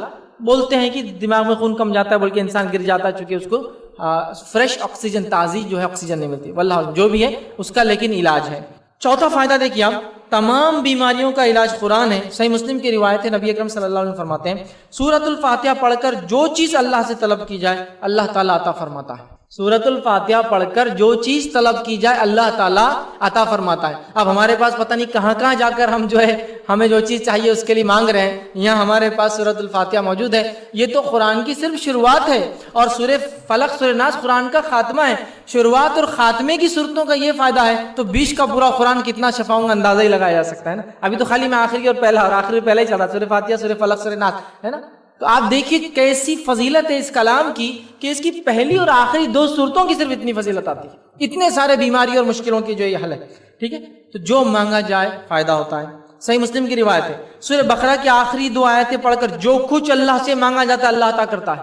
آمن الرسول بما انزل الیہ من ربہ والمؤمنون کل آمن باللہ, ہے نا. آخری 2 آیتیں, چونکہ اس آیت کی فضیلت یہ ہے کہ اللہ تعالیٰ نے ان آیتوں کو بلا کر دیا تھا نبی اکرم صلی اللہ علیہ وسلم. جب معراج میں آپ کو تحفے میں نماز ملی, تبھی یہ روایت میں آتا ہے یہ 2 آیتیں بھی ملی تھی. تو مطلب یہ 2 آیتیں اللہ تعالیٰ نے نبی اکرم صلی اللہ علیہ وسلم سیدھے وحی کی, اس میں کوئی فرشتہ لانے والا نہیں تھا. جیسا کہ پوری توریت موسیٰ علیہ السلام کو سیدھے وحی کی تھی, بغیر فرشتے کے, سیدھا کلام کیا. جو مانگا جائے ملتا ہے. اسی طرح جو ہے, جو انسان موت کی تکلیف میں ہو اس کے لیے بھی یہ فائدہ ہے, کیونکہ بڑا تکلیف والا وہ ہوتا ہے موت کی جانچ میں. بخاری کی روایت ہے, نبی اکرم صلی اللہ علیہ وسلم فرماتے اور کہتے ہیں, جو ہے مرض الموت میں جو ہے عائشہ رضی اللہ عنہا کو آپ صلی اللہ علیہ وسلم فرمایا اور کہا کہ مجھے سورہ فلق اور سورہ ناس پڑھ کے دم کرو. مطلب اللہ کے رسول صلی اللہ علیہ وسلم کے جب آخری وقت تھا تو آپ خود نہیں پڑھ پا رہے, تو میں عائشہ سے کہا تم سورہ فلق سورہ ناس پڑھ کر دم سمجھتے آپ, دم مطلب انسان پڑھنے کے بعد ایسا پھونکے اس میں تھوک اڑنا چاہیے, دم ہوتا ہے, دم کرتی, اور میرے اللہ کے رسول کے جسم پر دم کرنے کا ہاتھ پھیرتی. تو یہ بڑی فائدے کی چیز ہے. بخار میں پڑھ سکتے ہیں, بیماری میں پڑھ سکتے ہیں, موت سے قریب کوئی شخص ہو تو پڑھ سکتے ہیں, جان نکلنے میں تکلیف ہو تو سورہ فلق سورہ ناس پڑھی جا سکتی ہے. نظر بد کا علاج ہے. جامع ترمذی کی روایت ہے, نبی اکرم صلی اللہ علیہ وسلم پہلے کچھ دعائیں پڑھ کر بچوں پہ دم کیا کرتے نظر نہ لگے بول کر, لیکن جب سورہ فلق اور سورہ ناس نازل ہوئی آپ نے باقی سب چھوڑ دیا, یہ 2 پڑھ کر دم کرتے تھے. بہت ساری عورتیں ہوتی ہیں بولتی بچوں کو نظر لگ جاتی, ہم کو نظر, سورہ فلق سورہ ناس ہے نا, اب نظر نہ لگے بول کے ہم کیا کرتے, ایک کالا, اب آپ کے پاس کیا کرتے نہیں پتا, میں جہاں سے آتا کیا کرتے, ایک کالا کچھ لیتے ہیں, کاجل, توے کی راکھ, اور یہاں لگاتے ہیں سر پر یا بچے کے پیر پر یا بچے کے سینے پر لگاتے ہیں. بولتے اس سے کیا ہوتا ہے, نظر نہیں لگتی. اب نظر نہیں لگنا اس کا علاج کیا ہے قرآن میں, نبی اکرم صلی اللہ علیہ وسلم کیا بتا رہے علاج, سورہ فلق اور سورہ ناس. ہمارا علاج کیا ہے, نظر نہ لگے بول کے ٹیکا. اچھا نظر نہ لگے بول کے ایک اور کام کرتے ہم, نظر کا اتارا کرنے کے لیے کیا رہتا ہوں, جھاڑو کو گھماتے, آگے گھماتے, پھر پلٹا کے پیچھے گھماتے, چپل ایسا لے کے مارتے زمین پہ, بولے اس سے کیا ہوتی, نظر اترتی. کیسے کیسے عجیب طریقے نکالے ہم نے, جبکہ اللہ کے رسول صلی اللہ علیہ وسلم دین اسلام مکمل زندگی جینے کا طریقہ یاد رکھے. تو کیا وہ یہ نہیں بتائیں گے نظر لگی تو کیسے علاج کرنا ہے, لیکن چپل, جھاڑو, کالا ٹیکا, انڈا گول گھما کے بولے صدقہ کر دیے تو نظر سے بچ جاتے, ہے نا. کوئی نئی چیز لیے تو انڈا گاڑی کے نیچے رکھ دیتے, شادی ہوئی تو میں نے دیکھا گھوڑے کے پیر کے نیچے انڈا رکھتے, اس پہ چلا گیا تو نظر نہیں لگتی. نظر کا علاج بتایا جا رہا ہے. لیکن ہمارا معاملہ یہ ہے, ہم قرآن کو چھوڑ کے باقی سب تلاش کرنا چاہتے ہیں. ہمارا معاملہ یہ, ہم سنت کو چھوڑ کے حل تلاش کرنا چاہتے ہیں. مجھے بتائیے یہ قرآن اور سنت کو چھوڑ کر آپ حل تلاش کریں گے تو حل کی طرف کبھی نہیں جائیں گے. ایک مثال دیتا ہوں. ایک شخص تھے جو میرے بڑی قریبی پہچاننے والے تھے, وہ ایک بہت بڑا فاؤنڈیشن چلاتے ہیں. ان کا فاؤنڈیشن اتنا بڑا ہے کہ وہ جو نئی پارلیمنٹ بنتی ہے تو جب پارلیمنٹ بنتی ہے تو ان کو جا کر پارلیمنٹیرین جو وہاں پہنچتے ہیں سنسد کے اندر لوگ، ان کو پیسہ کیسا بنتا ہے سکھاتے ہیں. مطلب چونکہ وہ ظاہر ہے سب کو نالج نہیں ہوتا ہے، منی کیسا بنتا ہے، بینکس کیسی چلتی ہے وہ سکھاتے ہیں. وہ اتنے بڑے لیول کے آدمی. تو ایک مرتبہ میرے پاس آیا اور کہا کہ تم لوگ اسلامک بینک چلاتے ہو، مطلب ایک ایسی بینک چلاتے ہو جو بغیر سودی چلتی ہے؟ تو میں نے کہا میں 40 سال سے ریسرچ کر رہا ہوں کہ بلا سودی بینک کیسے چل سکتی. کتنے دن سے؟ 40 سال سے. اور مجھے اب پتا چلا کہ تم لوگوں کے پاس تو 1450 سال پہلے سے سسٹم ہے. کہا میں کہاں گھوم رہا تھا 40 سال سے. پھر وہ بیٹھے پورا سسٹم دیکھا، اسلامک بینکنگ دیکھی کیسے چلتا، دیکھی وہ کیسے کماتا ہے، وہ بینک دیکھا کیسے چلتا ہے، سب سیکھا. تو کہا میں 40 سال کہہ سکتا ہوں آج میں نے اپنے برباد کیے ایک چیز جو پہلے سے موجود تھی اس کو ڈھونڈنے میں. تو میں کہہ رہا ہوں نا، ہم لوگ کیا کریں معلوم؟ قرآن حدیث کو چھوڑ کر کہیں بھی کیا تلاش کریں. یہ اصل چیز ہے. گھر میں خزانہ دبا ہوا ہے اور در در فقیر کیسا بھیک مانگ رہے ہیں ہم لوگ. گھر میں خزانہ دفن ہے اور ہم در در فقیر کیسا بھیک مانگ رہے ہیں. یہ موجود ہے. قرآن موجود ہونے کے بعد ہم دوسروں کے پاس جائیں. قرآن موجود ہونے کے بعد ٹیکے اور جھاڑو اور چپلوں کا سہارا لے. سبحان اللہ، ایسی قوم پر تو کوئی بھی ہنسے گا، ایک جانور بھی ہنسے گا دیکھ کر کہ ان کو اتنی ساری چیزیں دی گئی، اس کے بعد بھی ایسے. کیونکہ ظاہر سے جانور ہمارے لیے جانور ہے لیکن وہ بھی اللہ کی اطاعت گزار ہوتے ہیں، ہے نا. چڑیاں اللہ کا تذکرہ کرتی ہے، پہاڑ کرتے، جھاڑ کرتے، سب کچھ کرتے ہیں. یاد رکھیں ہر مخلوق اللہ کا جو ذکر کرتی ہے. ہنستے ہوں گے ہم کو بھی دیکھ کر کہ ان کو اللہ نے اتنی نعمتوں سے نوازا، اپنی کتاب دی، اپنا رسول بھیجا، اور اس کے بعد دیکھو یہ لوگوں کا کیا ہے. تو نظر بد کا علاج ہے، لگنے سے پہلے بھی پڑھو، لگنے کے بعد بھی علاج ہے اس کا. اسی طرح جو ہے شیطانی وسوسوں سے بچنے کا بھی علاج قرآن ہی. یاد رکھیے بخاری کی روایت ہے، نبی اکرم صلی اللہ علیہ وسلم فرماتے ہیں آیت الکرسی. ترمذی کی روایت میں آتا ہے موزتین دم کرنا. ٹھیک ہے، یہ کرنے سے کیا ہوتا ہے معلوم آپ کو؟ شیطانی وساوس سے انسان دور رہتا ہے. آیت الکرسی، سورہ فلق، سورہ ناس پڑھنے سے انسان شیطانی وسوسے، سمجھتے ہیں نا، بہت سے لوگ بولتے ہیں وسوسے آ رہے، وسوسے آ رہے، وسوسے آ رہے. اور بہت سے لوگ میں نے دیکھا وسوسے آ رہے بول کے نماز چھوڑ دیتے. کیوں؟ وسوسے آ رہے. جس کو وسوسے آ رہے اور وہ دینی عبادت چھوڑ دے رہا، اس کی مثال ایسی ہے گھر میں چور آ رہے بول کے تجوری کھلی چھوڑ دے رہا ہو. آئیے واقعہ سنیے. نبی اکرم صلی اللہ علیہ وسلم ایک شخص ہے اور کہا اللہ کے رسول مجھے ایسے وسوسے آتے ہیں، ایسے وسوسے آتے ہیں، ایسے وسوسے آتے ہیں کہ بولنے سے بہتر میں اپنے آپ کو جل جانا پسند کرتا ہوں. اتنے گندے گندے کوئلہ بننا، روایت میں کوئلہ بننا پسند کرتا ہوں لیکن بیان کرنا نہیں. تو اللہ کے رسول نے کیا کہا؟ الحمدللہ. کیا پڑھا؟ الحمدللہ. شیطان صرف یہاں تک پہنچ سکا تیرے پاس، مطلب تیرے پاس ایمان ہے، شیطان صرف بہکانے کی حد تک تیرے پاس آیا ہے. تو ہم کیا کرتے؟ وسوسے آ رہے بول کے نماز چھوڑ دی. کیوں؟ بہت وسوسے آتے.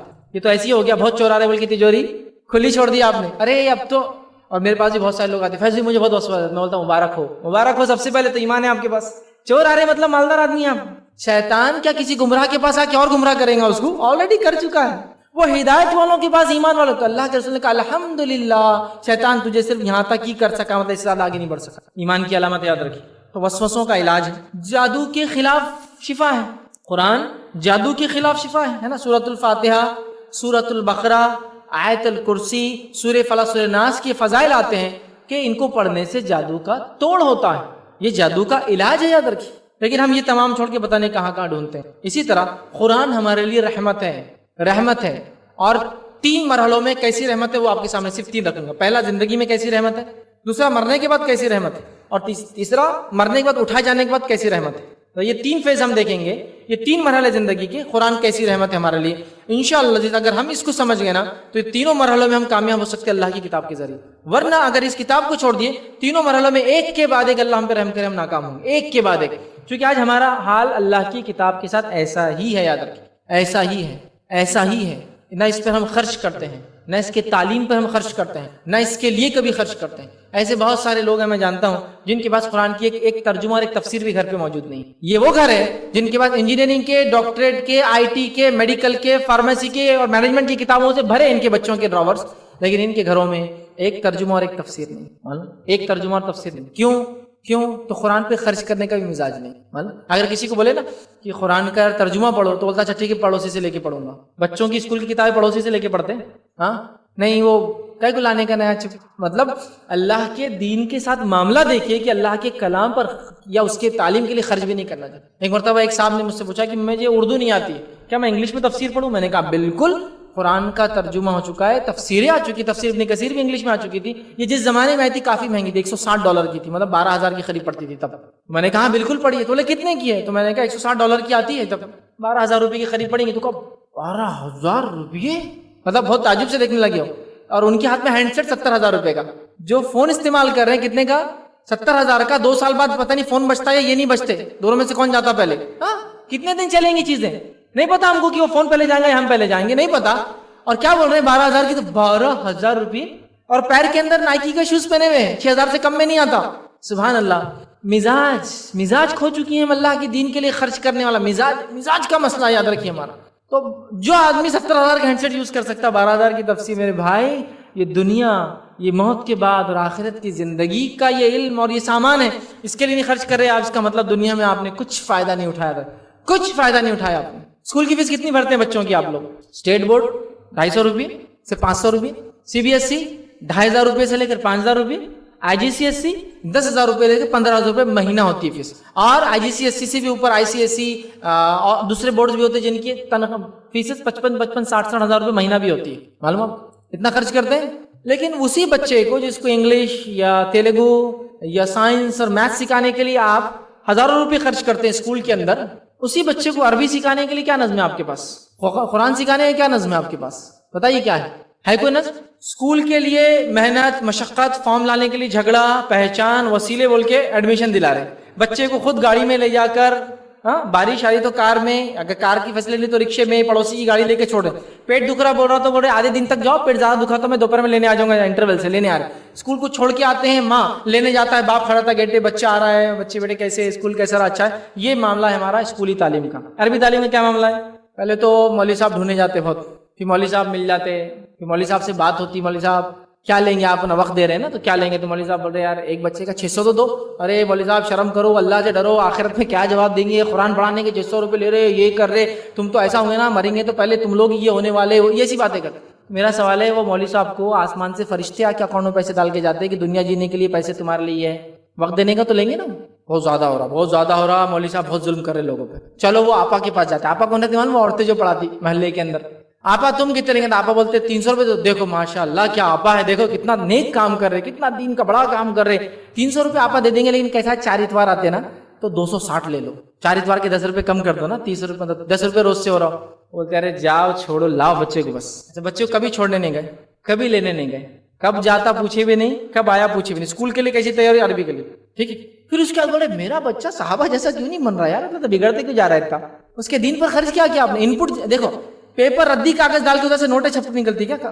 جو پیپر پہ نوٹ چھپتی ہے نا, وہ پیپر سب سے اعلیٰ کوالٹی کے اندر ڈالا جاتا ہے, تو جب ادھر سے پرنٹ اس کا جو ہے نوٹ کی شکل میں نکلتا ہے. تو زیروکس مشین میں پیپر جیسا ڈالا جاتا ہے, زیروکس ویسا نکل کر آتا ہے. تو قرآن کی تعلیم کے لیے, عربی تعلیم کے لیے کتنا خرچ کیا آپ نے؟ 300 روپے بھی نہیں خرچ کیے, 150 روپے اور 100 روپے کے عربیوں میں جاتے ہیں ہمارے بچے. اس پہ گئے نہیں گئے کوئی مسئلہ نہیں. یہ معاملہ ہے اللہ کے دین کے, اس کے کلام کی زبان کے اور اس قرآن کے ساتھ ہمارا. باقی دنیا کی کتابوں کے ڈھیر جمع ہے, لاکھوں ہزاروں خرچ کر چکے ہیں, اپنے کپڑے, اپنے ہینڈ سیٹ, اپنے گھڑیوں میں ہم لاکھوں ڈال چکے ہیں, لیکن اللہ کی کلام, اس کی تفسیر, اس کے ترجمے, اس کا علم دینے والوں کے لیے روپیہ جیب سے ہمارے نہیں نکلتا ہے. یاد رکھیے, مزاج کو چینج کیجیے, نیچر کو بدلیے, دین کے لیے سب سے اچھے کی کوشش کیجیے, پھر اللہ تعالیٰ دیکھیے کیسے بدلے دیتا. تو آئیے قرآن رحمت دنیا میں کیسی ہو آپ کے سامنے رکھتا ہوں. قرآن دنیا میں گمراہیوں سے حفاظت کا ذریعہ ہے, اور اس کے لیے اللہ رب العزت قرآن میں فرماتا اور کہتا ہے, سورہ طٰہٰ سورہ نمبر 20 آیت نمبر 123 میں اللہ فرمایا فَمَنِ اتَّبَعَ هُدَايَ فَلَا يُضِلُّ وَلَا يَشْقَىٰ. اللہ فرماتا اور کہتا ہے قرآن جو ہے, قرآن کے تعلق سے کہ جو اس کی اتباع کریں گے اس قرآن کی,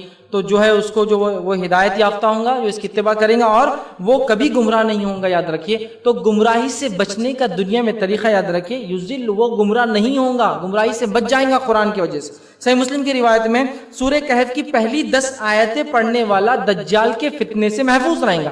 سورہ کہف کی پہلی 10 آیتیں پڑھنے والا دجال کے فتنے سے محفوظ رہیں گا. اور صحیح مسلم کی روایت میں آدم علیہ السلام سے لے کر قیامت تک جو سب سے بڑا فتنہ ہوگا وہ دجال ہوگا. تو اگر سب سے بڑے فتنے سے سورہ کہف کی 10 آیتیں سے حفاظت کر سکتی ہے, تو پورا قرآن ہمارے پاس تو موجود ہے.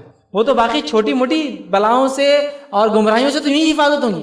جب سب سے بڑے فتنے سے بچنے کے لیے صرف 10 آیتیں جو پڑھے گا بچ جائیں گا, سورۃ الکہف کی, دجال جس سے آدم علیہ السلام نے, نوح علیہ السلام نے اپنی قوم کو ڈرایا ہے, معلوم آپ کو کہ آنے والا ہے, تو وہ فتنے سے جب بچ سکتے سب سے بڑا فتنہ ہے, تو باقی سب چلرے فتنے یاد رکھیے. دوسرا, آسمانی آفت اور بلاؤں سے ہم اس سے بچ سکتے ہیں. نبی اکرم صلی اللہ علیہ وسلم فرماتے ہیں, ابو داؤد کی روایت ہے کہ آندھی, طوفان, ٹھیک ہے, زلزلے, کوئی بھی ایسی چیز ہوتی تو نبی اکرم صلی اللہ علیہ وسلم فوراً سورہ فلق سورہ ناس پڑھتے. ابو داؤد کی روایت میں ایک مرتبہ خیمے لگائے گئے صحابہ کے, خوب تیز آندھی چلی, نبی اکرم صلی اللہ علیہ وسلم فوراً سورہ فلق سورہ ناس پڑھی اور کہا ان دو صورتوں سے زیادہ بہتر کوئی پناہ مانگنے کی صورت نہیں ہے, ان دو دعاؤں سے بہتر اللہ میں پناہ مانگنے کی کوئی دعا نہیں. آندھی, طوفان, زلزلے, مصیبت, آفتیں, شیطان, جادو, نظر بد, سب اس کے اندر علاج ہے. صرف دو سورہ فلق اور سورہ ناس, قل اعوذ برب الفلق قل اعوذ برب الناس. دیکھیے آپ کتنے فضائل, لیکن وہ عقیدہ وہ ایمان ہو تو آپ دیکھیں. رزق میں فراوانی کا ذریعہ جو ہے اللہ کی کتاب ہے. دنیا کی زندگی کی بات ہو رہی ہے نا, رزق میں فراوانی کا ذریعہ یاد رکھیے اللہ کی کتاب ہے, یاد رکھیے. اسی طرح جو ہے سیاسی عروج اور غلبے کا ذریعہ بھی اللہ کی کتاب ہے, یاد رکھیے. یہ تمام چیزیں قرآن کا مطالعہ کریں, یہ تمام چیزیں ہم کو ملیں گی. اسی طرح خیر و برکت کا اصول, اللہ خیر اور برکت چاہیے آپ کو تو اللہ کا کلام آپ کو پڑھنا ہے, ٹھیک ہے. اسی طرح مصائب, آلام, رنج, غم, تکلیف اور دکھ پہنچے تو بھی یہی ہے. ابو داؤد کی روایت میں کہ جو شخص تین مرتبہ سورہ اخلاص, سورہ فلق اور سورہ ناس پڑھیں گا وہ ہر طرح کے مصائب اور رنج اور غم سے محفوظ رہیں گا. ہر قسم کے رنج اور غم سمجھتے ہیں نا, دکھ, درد اور غم سے دور رہیں گا جو سورہ اخلاص 3 مرتبہ, سورہ فلق 3 مرتبہ, سورہ ناس 3 مرتبہ پڑھتا ہے. اسی طرح برزخ کی زندگی میں یہ قرآن کیسے کام آئے گا وہ بھی دیکھ لیتے ہیں. بخاری کی روایت ہے اور مسند احمد میں کچھ حصہ اس روایت کا ملتا ہے. جب مومن بندے سے یا کافر سے یا منافق سے 3 سوال فرشتے کر لیں گے, 3 سوال کرنے کے بعد جب مومن بندہ جواب دے دیں گا تو فرشتے پوچھیں گے تجھے یہ جواب کیسے ملے, تجھے یہ جواب کیسے ملے. تو وہ کیا کہیں گا, جو بخاری اور مسند احمد میں یہ روایت کے الفاظ آتے ہیں ما یدریک, وہ پوچھیں گے تجھے کیسے جواب ملے ان تینوں سوالوں کے. وہ جواب دیں گا کہ میں نے قرأت کتاب اللہ, میں نے اللہ کی کتاب پڑھی تھی, فآمنت بہ, اور میں اس پر ایمان لایا تھا, وصدقت, اور اس کی تصدیق میں نے کی تھی. تو 3 سوال جو قبر میں ہونے والے ان کے جواب کیسے ملیں گے, اللہ کی کتاب کو پڑھنے سے. تو گویا اگر 3 سوال یہ سوالیہ پرچہ ہے, ایگزام ہے, تو اس ایگزام کا سلیبس کیا ہے, اللہ کی کتاب. قرآن پڑھا تھا تو 3 سوال کے جواب دے پائیں گا, یاد رکھیے. یہ چوتھا سوال ہے جو خبر میں ہونے والا ہے, ویسے سوال کی شکل میں نہیں ہوگا لیکن 3 کا جو جواب دے دیں گے ان سے پوچھوں گی. اچھا, اب جب اس انسان سے پوچھوں گی جو جواب نہیں دے پائیں گا, کیوں جواب نہیں دے پایا, کیوں جواب نہیں دے پایا, تو وہ کہیں گا میں نے تو اللہ کی کتاب پڑھا ہی نہیں تھا. حدیث میں آتا ہے اس کے لیے ایک فرشتہ مقرب کیا جائے گا, اپوائنٹ کر دیا جائے گا, اور وہ فرشتہ ایک گز لیے ہوئے, گز لوہے کی سلاخ لیے ہوئے ہوں گا, اور وہ گز کو اٹھا کر اس کے سر پر مارے گا, اس زور سے ماریں گا کہ اس کے سر ذرات میں تبدیل ہو جائیں گا. وہ شخص اتنی زور سے چلائیں گا کہ زمین و آسمان کی تمام مخلوق اس کو سنیں گی سوائے جن اور انس کو چھوڑ کر. وہ چلائیں گا, پھر اس کا سر جڑ جائیں گا, وہ پھر ماریں گا. اللہ کے رسول صلی اللہ علیہ وسلم نے فرمایا کیا تم جانتے ہو وہ گز جس سے ماریں گا وہ کیسی ہوں گی؟ کہا کہ ہم نہیں جانتے, آپ ہی بتائیے. تو کہا وہ گز اتنی بھاری, اتنی وزنی, اتنی ویٹ والی ہوں گی کہ تمام جن اور تمام انسان مل بھی جائے تو اس کو ہلا بھی نہیں سکتے اپنی جگہ سے. دوسری روایت وہ پیچھے سے ماریں گا. ایک اور روایت میں آتا ہے ایک اور فرشتہ جو گونگا اور بہرا ہوں گا, جب پوچھا جائے گا کہ اللہ کا جواب کیوں نہیں دے پایا کہ تو قرآن نہیں پڑھا تھا, تو وہ فرشتہ 2 ہتھوڑے لیں گا اور اس کی دونوں کنپٹیوں کو مارے گا, اٹھا کر اس زور سے مارے گا کہ اس کا سر پورا ریزہ ریزہ ہو جائے گا. اس کی چیخ تمام مخلوق سنیں گی زمین و آسمان کی سوائے جن اور انسانوں کو. تو پہلا فرد جرم, فرسٹ ایک انسان پر جو جرم ثابت ہوگا جس کے وجہ سے اس کو مرتے ہی سزا ملیں گی, وہ کیا ہے؟ اللہ کا کلام نہیں پڑھا تھا. پہلا جرم, فرد جرم, فرسٹ جو اس نے غلطی کی. تو اللہ کی کتاب سے ہمیں گہرا رشتہ اور تعلق جوڑنا ہے, اس لیے کہ دنیا میں ہمیں کام آئیں گی, فتنوں سے بچائیں گی, مرنے کے بعد اس کا بہت اہم رول اور کردار ہے. یاد رکھیے برزخی زندگی کے اندر. اب آخرت کی زندگی یاد رکھیے کیا کام آئے گا. قرآن مغفرت کے لیے سفارش کریں گا. طبرانی کی روایت ہے قرآن مغفرت کے لیے سفارش کریں گا. ابو داؤد کی روایت ہے نبی اکرم صلی اللہ علیہ وسلم نے فرمایا سورہ ملک اپنے پڑھنے والے کے لیے سفارش کریں گا. اس طرح صحیح مسلم کی روایت ہے آپ نے فرمایا سورہ بقرہ سورہ آل عمران 2 پرندوں کی شکل میں آئیں گے, اور جو ان کو پڑھتا تھا روز قیامت مقام محشر میں جب کوئی سایہ نہ ہوگا اس وقت اپنے پڑھنے والوں پر پرندوں کی شکل میں آیا کہ سایہ تھا. ایک روایت میں آتا قرآن سفارش کریں گا, سورہ بقرہ اور سورہ آل عمران بھی سفارش کریں گے, اور سفارش نہیں کریں گے. ایک روایت میں کہ قرآن جھگڑا کریں گا اللہ سے کہ نہیں یہ مجھے پڑھتا تھا, راتوں میں جاگتا تھا, میرے لیے میری سفارش قبول کی جائے, اور اللہ تعالیٰ اس کی سفارش کو رد. دیکھیے آپ سفارش کریں گا. اور نہیں پڑھنے والے کے لیے بتائیے کوئی سپورٹر نہیں, یاد رکھیے کوئی نہیں ہوگا مددگار, ٹھیک ہے. اسی طرح جو بہت سارے لوگ سفارش ڈھونڈتے ہیں نا دنیا میں کہ ان کا دامن پکڑیں گے, ان کا دامن پکڑیں گے, یہ ہے پکڑنے والی چیز, اس کے ذریعے جانا ہے. یہ آ جائیں گے, یہ سفارش کریں گے, یہ جھگڑا کریں گے, یہ سایہ بننے والے ہیں. یہ ہم کو مخرب فرشتوں کے صفوں میں لے جا کے کھڑے کرنے والی چیز ہے، ہم نے اس کو چھوڑ دیا اور دوسری چیزوں کو تلاش کر رہے ہیں۔ اسی طرح جو ہے قرآن مجید جو ہے ایک اس کے پڑھنے والے کے لیے 3 مطالبات کریں گے اللہ سے، 3 ڈیمانڈز کریں گا۔ پہلا ڈیمانڈ سنیے، جامع ترمذی کی روایت، قرآن اپنے پڑھنے والے کے لیے 3 ڈیمانڈ کریں گا۔ پہلا ڈیمانڈ، اے اللہ اس کو عزت کا لباس پہنا اور اس کو جو ہے تاج پہنایا جائے گا۔ مطلب ایک قاری کو قرآن کہیں گے اللہ اس کو عزت کا لباس اور تاج پہنایا جائے، اس کو عزت کا لباس اور تاج پہنایا جائے گا۔ پھر قرآن پھر دوبارہ کہیں گا اے اللہ اس قاری کو عزت کا لباس اور تاج پہنایا جائے، پھر کہیں گا اے اللہ اس کو عزت کا لباس اور تاج پہنایا جائے، اور اللہ اس سے راضی ہو جائیں گا اور اس شخص کو عزت کا لباس اور تاج پہنایا جائے گا۔ اس کو قرآن پڑھنے والے کون سفارش کریں گا؟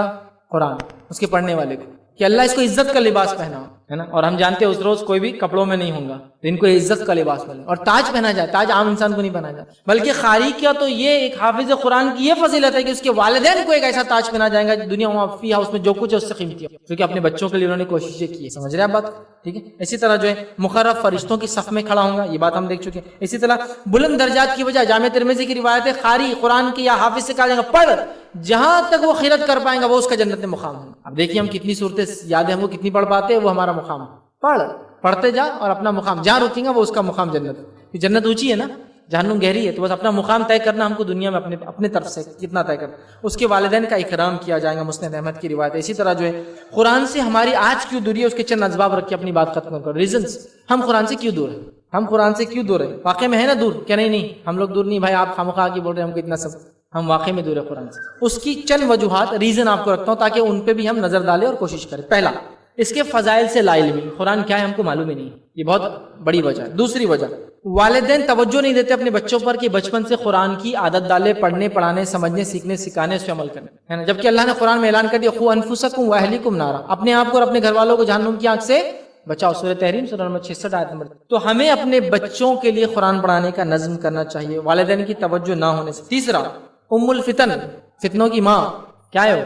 جو ہمارے گھر میں لا کر بیٹھی ہوئی ہے، بٹھائی گئی ہے، خرچ کیا جاتا ہے، منتھلی ریچارج کیا جاتا ہے، فخر سے لگایا جاتا ہے، اس کے سائز کے حساب سے اپنا سٹیٹس ڈیفائن کیا جاتا ہے نا۔ جتنا بڑا سائز 32 42 52 62 پورا دیوار بھر کے، وہ بہت بڑا سٹیٹس ہے، پوری دیوار بھر کے۔ ام الفتن بولتا ہوں میں اس کو عام زبان میں، حالانکہ میں خود ایک چینل کا ڈائریکٹر ہوں، ٹی وی چینل چلاتا ہوں، لیکن وہ اسلامک چینل ہے، ٹھیک ہے۔ لیکن یہ فتنوں کی جڑ کیا ہے؟ وہ ٹی وی، یہ جڑ ہے، یاد رکھیے، میڈیا جڑ ہے۔ آج ہمارے بچوں نے فیشن پرستی کہاں سے سیکھی؟ آج ہمارے بچوں نے دین سے دوری کہاں سے سیکھی؟ آج ہمارے بچے یا ہماری شادی بیاہ میں جو تبدیلی آئی کہاں سے سیکھی ہم نے؟ یہ ساری چیزیں۔ آج فیشن دنیا کا پورا ایک ہے، چونکہ بہکانے والا شیطان ایک ہے، میڈیا پورا ایک ہے۔ جو امریکہ میں چل رہا ہے وہی گلی کے چھوٹے چھوٹے علاقے میں وہی چینل چل رہا ہے، ساری چیزیں ایک جیسی ہو رہی ہے۔ یہ ٹی وی اگر آپ نے نہیں بند کر رہے ہیں تو آپ کے بچے کچھ بھی نہیں بنتے، دنیا میں کچھ نہیں کرتے، آخرت کو تو بھول ہی جائیے۔ دنیا میں بھی کچھ نہیں کر پائیں گے جہاں ٹی وی چلتا ہے گھروں میں، یاد رکھیں یہ ٹی وی کو آپ کو سب سے پہلے بند کرنا ہے۔ آج آپ کے گھر کی اصلاح ہو سکتی ہے۔ میں اپنی بہنوں سے اپیل کروں گا، کیوں اپیل کر رہا ہوں بہنوں سے، بھائیوں سے کیوں نہیں کر رہا ہوں؟ اس لیے کہ مجھے پتا ہے آپ بیوی سے پوچھے بغیر ٹی وی نہیں بند کر سکتے، اس لیے میں ان کو بول رہا ہوں سیدھا کہ میں اپنی بہنوں سے اپیل کر رہا ہوں کہ آپ بند کر دیجیے۔ کیونکہ اب میں آپ کو بولوں گا آپ جوش میں آئیں گے، بولیں گے فیض بھائی نے بولا میں ٹی وی بند کر دیتا، بند کرتے بھی بولیں گے ٹی وی کیوں بند ہوئی؟ جاؤ مائکے، تو آپ بولتے ہیں نہیں بیگم دوسری بھی دیکھو، دوسری لا کے لگا دو، تم مت جاؤ مائکے لے کے۔ تو مسئلہ یہ ہے آپ ٹھان لیں کہ ٹی وی ہم کو بند کر دینا، دیکھیے آپ بچوں میں آپ کی تبدیلی آ جائیں، دین اور دنیا ان میں آگے بڑھ جائیں گے، یاد رکھیے۔ چوتھی چیز جس وجہ سے آج ہم دور قرآن سے وہ یہ ہمارا نظام تعلیم، ہمارا ایجوکیشن سسٹم میں قرآن حدیث صحیح نہیں شامل، نہ اسکول کے اندر ہے نہ گھر میں کوئی ماحول ہے، تو نظام تعلیم ہمارا نہیں ہے۔ پانچویں چیز، ہم میں سے بہت سارے لوگ بڑی عمر کی وجہ سے جھجکتے قرآن سیکھنے کے لیے، اور میں اتنا اب عمر ہو گئی اب کیسا سیکھوں؟ میں آپ کو کہہ رہا ہوں عمر کے کسی بھی مرحلے میں ہو قرآن سیکھنے میں مت شرمائیے۔ کیوں؟ اس لیے کہ روز قیامت جو شخص اللہ کا کلام نہیں پڑھتا ہوگا، اس کے ذکر سے غافل ہوگا، وہ اندھا اٹھایا جائے گا۔ وہ وہاں پوچھیں گے اللہ میں دنیا میں تو دیکھتا تھا، یہاں کیوں اندھا اٹھاؤں؟ تو اللہ اسے فرمائے گا تو ہمارے ذکر کو بھلا بیٹھا تھا، اس لیے آج ہم تجھے بھلا بیٹھے۔ تو کیا ہی اچھا ہے کہ یہاں اللہ کی کتاب کو پڑھ لینا، دو چار لوگ بولیں گے جو بولیں گے عمر کی وجہ سے، کیا آخرت میں پوری انسانیت کے سامنے اندھا اٹھنا اچھا ہے؟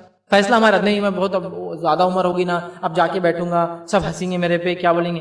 ہنسنے والے ہنسے، دانت ان کے دکھیں گے، مجھے کیا کرنا ہے؟ جب قرآن اترا تو صحابہ کی بہت عمریں تھی، یاد رکھیے، بوڑھے بھی تھے کچھ، کبھی کوئی شرمایا نہ علم سیکھنے، نہ پوچھنے، نہ علم حاصل کرنے میں، نہ عمل کرنے، کبھی نہیں شرما۔ ابراہیم علیہ السلام ایک عمر گزر چکی تھی، اللہ نے حکم دیا ختنہ کرنے کا، آپ گئے کچھ نہیں ملی، کڑالی سے ختنہ کر لیا، کوئی اس میں وہ پرواہ نہیں کی، اللہ نے حکم دیا اور مجھے کرنا، اللہ کا حکم آ گیا، مجھے اب کوئی پرواہ نہیں، عمر کا کوئی تقاضا نہیں۔ آپ عمر کے کسی بھی مرحلے میں ہوں قرآن پڑھنے میں شرمائیں، چونکہ آخرت میں جو رسوائی ہے بہت زیادہ ہے، آخرت میں پوری انسانیت دیکھیں گے، اس سے اچھا تھوڑے بہت یہاں لوگ دیکھیں جو ہنسنا ہنس لے، الحمدللہ میں بچ جاؤں۔ تو جائیے حافظ صاحب عالم صاحب سے ملیے, روز ان کو چائے سموسا کھلائیے اور ان کے ساتھ بیٹھیے, قرآن بھی سیکھیے. خرچ کیجیے نا, آپ کو شرم آئی لوگوں میں, گھر پہ بلائیے نا, پھر سیکھیے, سیکھنا ہے, بڑی عمر کی وجہ سے شرمائیے مت, ٹھیک ہے. چھٹی چیز, دوسرے کتاب اور وظائف نے ہم کو اتنا الجھا دیا کہ قرآن کی طرف آئے نہیں ہم کبھی, دوسرے چیزوں میں لگے ہوئے.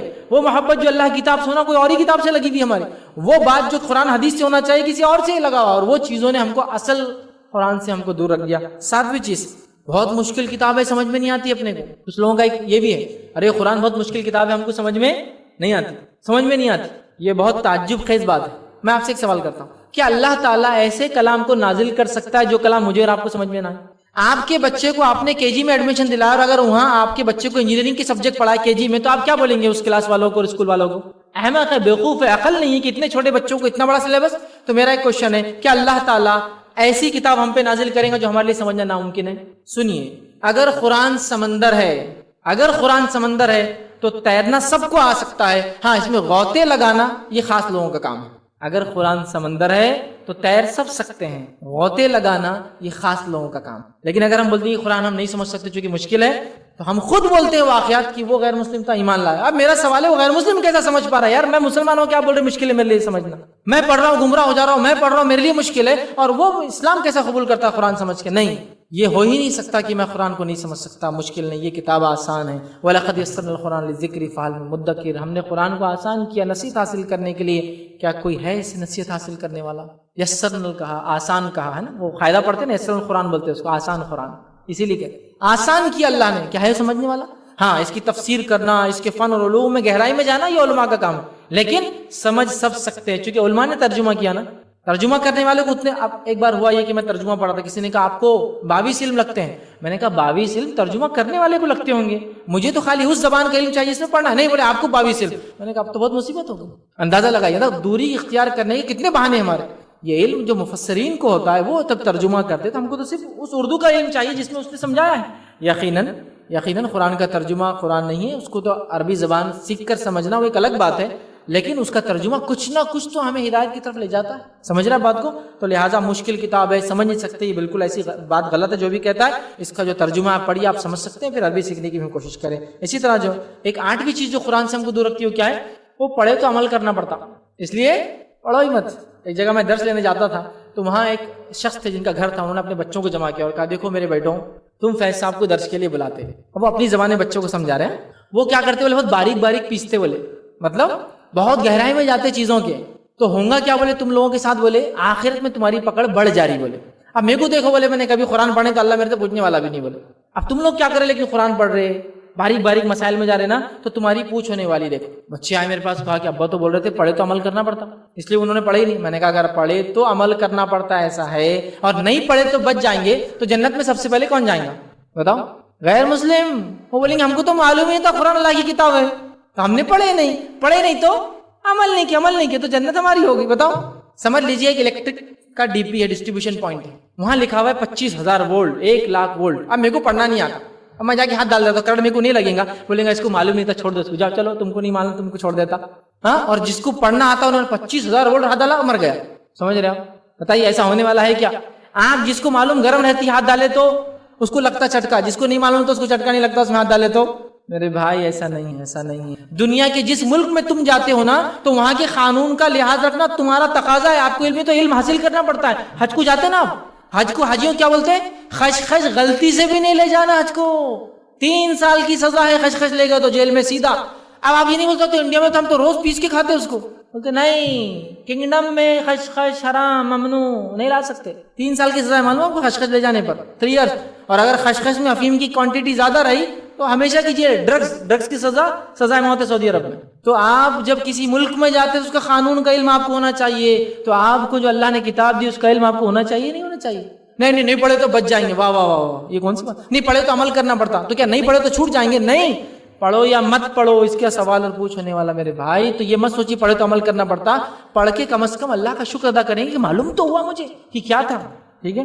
9ویں چیز جو انتہائی بیوقوفانہ اور ایک دم ہی بکواس بات ہے وہ یہ ہے کہ پڑھے تو گمراہ ہو جاتے ہیں. اس کا جواب میں نے دے دیا, یہ کتاب ہدایت ہے, گمراہی کا اس سے کوئی دور تک لینا دینا بہرحال نہیں ہے. ٹھیک ہے.